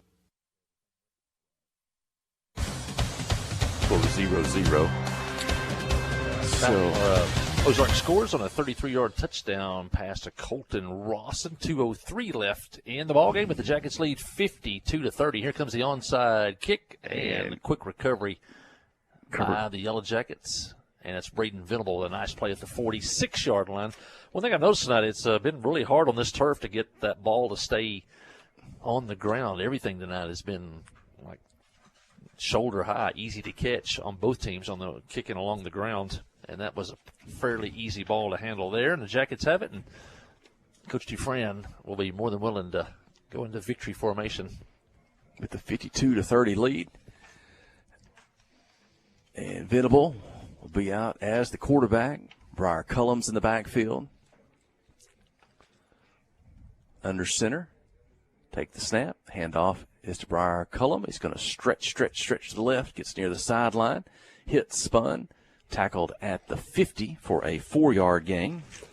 Good to see Briar Cullum, a senior. We see him each week in practice, working as the backup running back, getting a lot of plays in practice. Gets to handle the ball here in the game. And saw his mom and brother. Congratulated his brother. I think he's Super Bowl quarterback champion. on the Super Bowl champion team. And if you're Clinton, it doesn't get much better. You win the Super Bowl and you beat Heber Springs in the championship game. So, and you're Clinton, it doesn't get any better than that. So, looking for to see those guys next year in 7th grade. Brig Jevons coming out of the slot. Takes the handoff. He'll get it to the 46 for about a 4-yard gain. You never know when Briggs gets in the open field. He's a sprinter. A minute to play. One more play, maybe two. And this ballgame's going to come to an end with the Yellow Jackets getting the victory. We're looking at the scoreboard, and some of those scores may not be updated. That's going to give us some playoff scenarios. William Tumbleson checks in at receiver for the Jackets. Brother of the state's best manager. 3rd down, 2 yards to go. Handoff. And loss of a yard on the play. 4th down. Colin Swan, sophomore brother of Larry Swan. And will Clinton have to snap it? 25 on the game clock, 31 on the play clock. They will not have to snap the football. Nobody calls a timeout. Yellow Jackets are going to get the victory over the Ozark Hillbillies, 52-30 tonight in the final regular season football game here in 2025. Yellow Jackets get the big conference win. Going to finish 9-1 on the season. Going to finish 6-1 in the conference race. The only loss to Dardanelle, the state's #1 team. Clinton finishes in 2nd. Ozark finishes in 3rd. They're both going to the playoffs. Clinton's returning home to Jim Thomason Field next week for a playoff game next Friday night, 7 o'clock, as the teams meet at the 50, the coaching staff as well, the cheer squad. And Clinton gets the victory here at Ozark. You know, the Jackets now with 9 wins. That's a pretty rarefied air in the history of Clinton Yellow Jacket football. When you get to 8, 9 wins, you've set yourself apart. Those are special seasons, and now the Jackets have a chance for double-digit wins. 10 in a season, that's happened in 1970. And I will say the Hillbillies a very good sport. He has lowered his rifle, taking his hat off, and he is giving the Yellow Jacket players a high five. So the Hillbilly's a good guy. He is a pastor. He's a retired pastor. We did find that out before the ball game. He didn't get to shoot much tonight either, so that's good for us. And so, but what a night for the Yellow Jackets. Now look for 10 wins. The 70 team had 10 wins. Warning, battery. We're good. 20%. The 2005 team had 10 wins. The 17, 18, and 19 teams had 10-plus wins. So they've got a rarefied air with a win next week in the playoffs for the Jackets as they start their postseason journey, and a team that is built around a lot of seniors. That's what they've been looking for. Why don't we take a short final break? When we return, we'll have to do a quick wrap here on the road. So back to the station for just a moment. You're listening to KHPQ and Clinton High School Sports. Friday night at the stadium is not the time to worry about your finances. Let First Arkansas Bank and Trust ease your mind with their mobile banking capabilities. You can check your balance, transfer funds between accounts, and even find the nearest ATM for dinner after a road game. The free mobile app is available on the iTunes Store and Android Market. You can cheer loud and proud for the Yellow Jackets because First Arkansas Bank and Trust has you covered. See a branch for more details. Equal housing lender, member FDIC.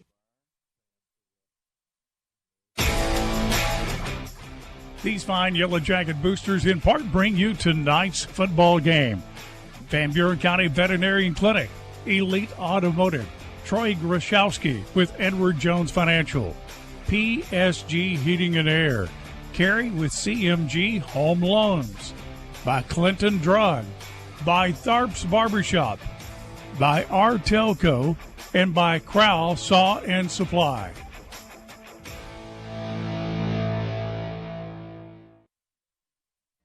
Steve Good at Goods Cash Savers says you can learn a lot about life by playing sports. You may never be the biggest or the fastest, but you can always try to be the very best and give 100%. And that's what they do every day at Goods Cash Savers. Even though they don't have the biggest building, they try to have every item that you might need in groceries. They also overachieve every day in their meat department. So when you're looking for a place to shop, give Goods Cash Savers a try. A supermarket that cares about you and your community and says, go Yellow Jackets.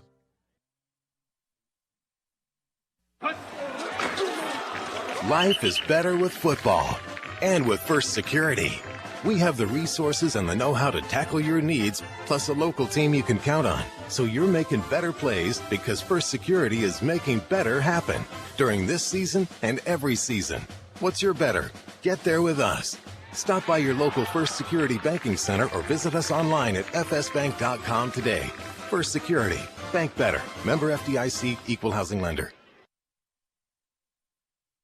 Today's medical system treats patients like products, not us. Conway Regional brings together key service lines, providers, and technologies to create a unique patient experience that is highly intentional and refreshingly personal. With a hospital in the heart of Conway, a trusted ER, women's services, and the list goes on. This is not mass-produced healthcare. This is your healthcare. Conway Regional. Curated care. From the opening kick to the closing whistle, Anchor is proud to back Clinton Yellow Jacket football. On the field and off, effort and execution matter. Preparation, accountability, and trusted partners. That's how we work every day. Our Anchor team serves families and businesses across Arkansas with insurance, payroll, and tax support, backed by 11 locations statewide and a client-first approach. Players, coaches, and fans, play hard, cheer loud. Anchor, anchored in trust, driven in service. Friday night at the... That was quick. I think we are back. We're looking over some numbers from the ball game unofficially. I've got Clinton with 263 yards on the ground, 149 through the air, total of 411. For the Yellow Jackets, I had Zach Hunt Gonzalez with 111 yards on the ground, including 3 touchdowns. Rylan Jones finishes with 67 and a touchdown. Brody Dufran, 29 yards and a touchdown. Harold McNabb, good night for Harold, finally got loose. He got 68 yards and a touchdown. Through the air, the big receiver, Sam Standridge, that was all in the first half. He goes for 129 and a touchdown, including that 73-yard throw-in catch. Rylan Jones finishes with 18 yards on 2 catches. Through the air, Derek Infante was perfect tonight. Coming back from injury, he missed last week. 7 extra points plus a field goal, 10 points for the kicker, Derek Infante, tonight. Again, the Clinton defense was spectacular. Leland Barkley, at one point there late in the ball game, he had Clinton down defensively for Ozark 34 plays of 3 yards or less, including 3 yards and then tackles for loss. This is going to go down offensively and defensively, again, because the quality of the opponent. maybe the Yellow Jackets' best effort of the year on both sides of the football. It's going to be tough to pick a First Arkansas Bank and Trust player of the game. That's a good problem to have. We have too many to pick from, and so that's definitely true. Jackets jumped out quick. They led 14-0 into the first quarter and led 31-16 at the half. A Derek Infante 29-yard field goal sent the Jackets into the halftime with that 31-16 lead. The Jackets outscored Ozark 14-6 in the third quarter, and Ozark outscored Clinton 8-7 in the final quarter. Your final score tonight, it was Clinton 52-30. In fact, at one point, Clinton led 52-32, but with 5:44 to go in the third quarter, it was Clinton 31, Ozark 22. They had just scored, but the Yellow Jackets answered in 2 minutes and 50 seconds, and answered that score, went up 38-28. In fact, the Jackets then scored 21 straight points to lead 52-32, and a really impressive win at a football town in Ozark, a lot of tradition.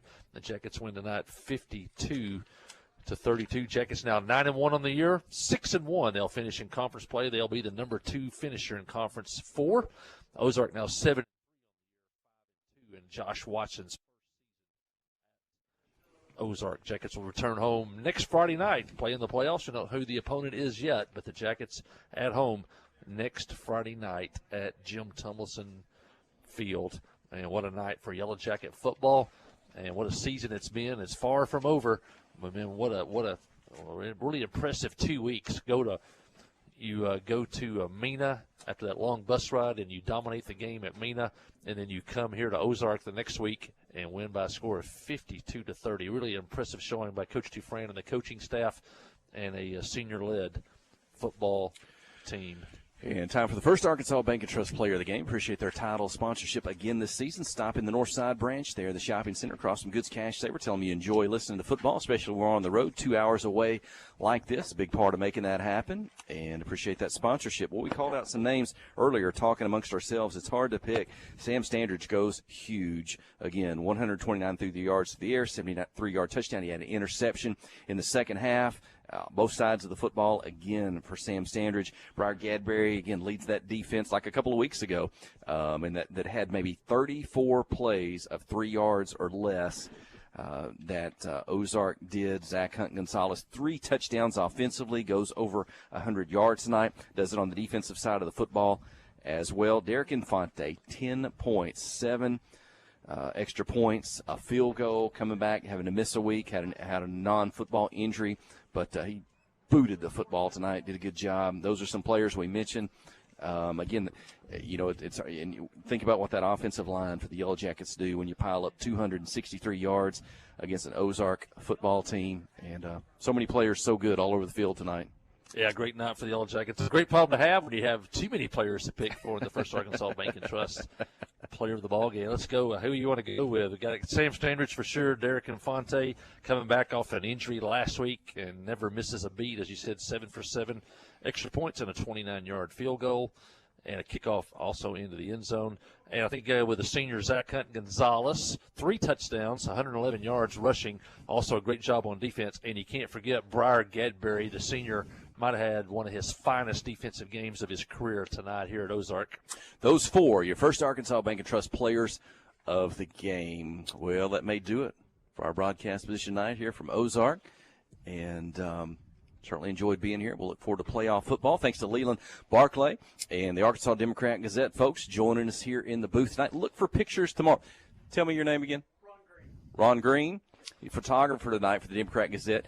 He's going to post those, and if you're an Arkansas Democrat Gazette subscriber, you may can find those. If you know one, like me, we might be able to come up with those for you. But he's got a lot of good picks from tonight and players. You'll look for those. Leland Barclay, they'll be writing up an article that'll be through the River Valley edition, so that may go through the statewide edition or the Northwest Arkansas edition. That might could be reposted as well, but you'll look for that.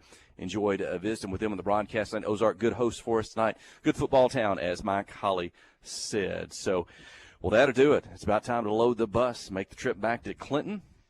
And thanks to Sid King for getting us set up throughout the week. Yeah, check social media. It'll be a lot of fun during the week, getting ready for a playoff game. We'll let you know who the opponent is. But at Jim Tumleson Field, Friday night, 7 o'clock, there's nothing better than a football Friday night in Clinton. We've had great crowds all year. Time to bounce back Friday night and help the Yellow Jackets try to get a victory in the first round of the state playoffs. And so I want to thank everybody. Thanks Sid and Crystal at the station. I think Ron and Kelsey on the board tonight also, but all the people that help and all the great sponsors from Farm Bureau to H&H to First Arkansas Bank and Trust to Petty Jean Fiber. A lot of Petty Jean Fiber touchdowns and a lot of Farm Bureau first downs tonight. Or Farm Bureau first downs and Petty Jean Fiber touchdowns. Right. Either way, there was a bunch tonight.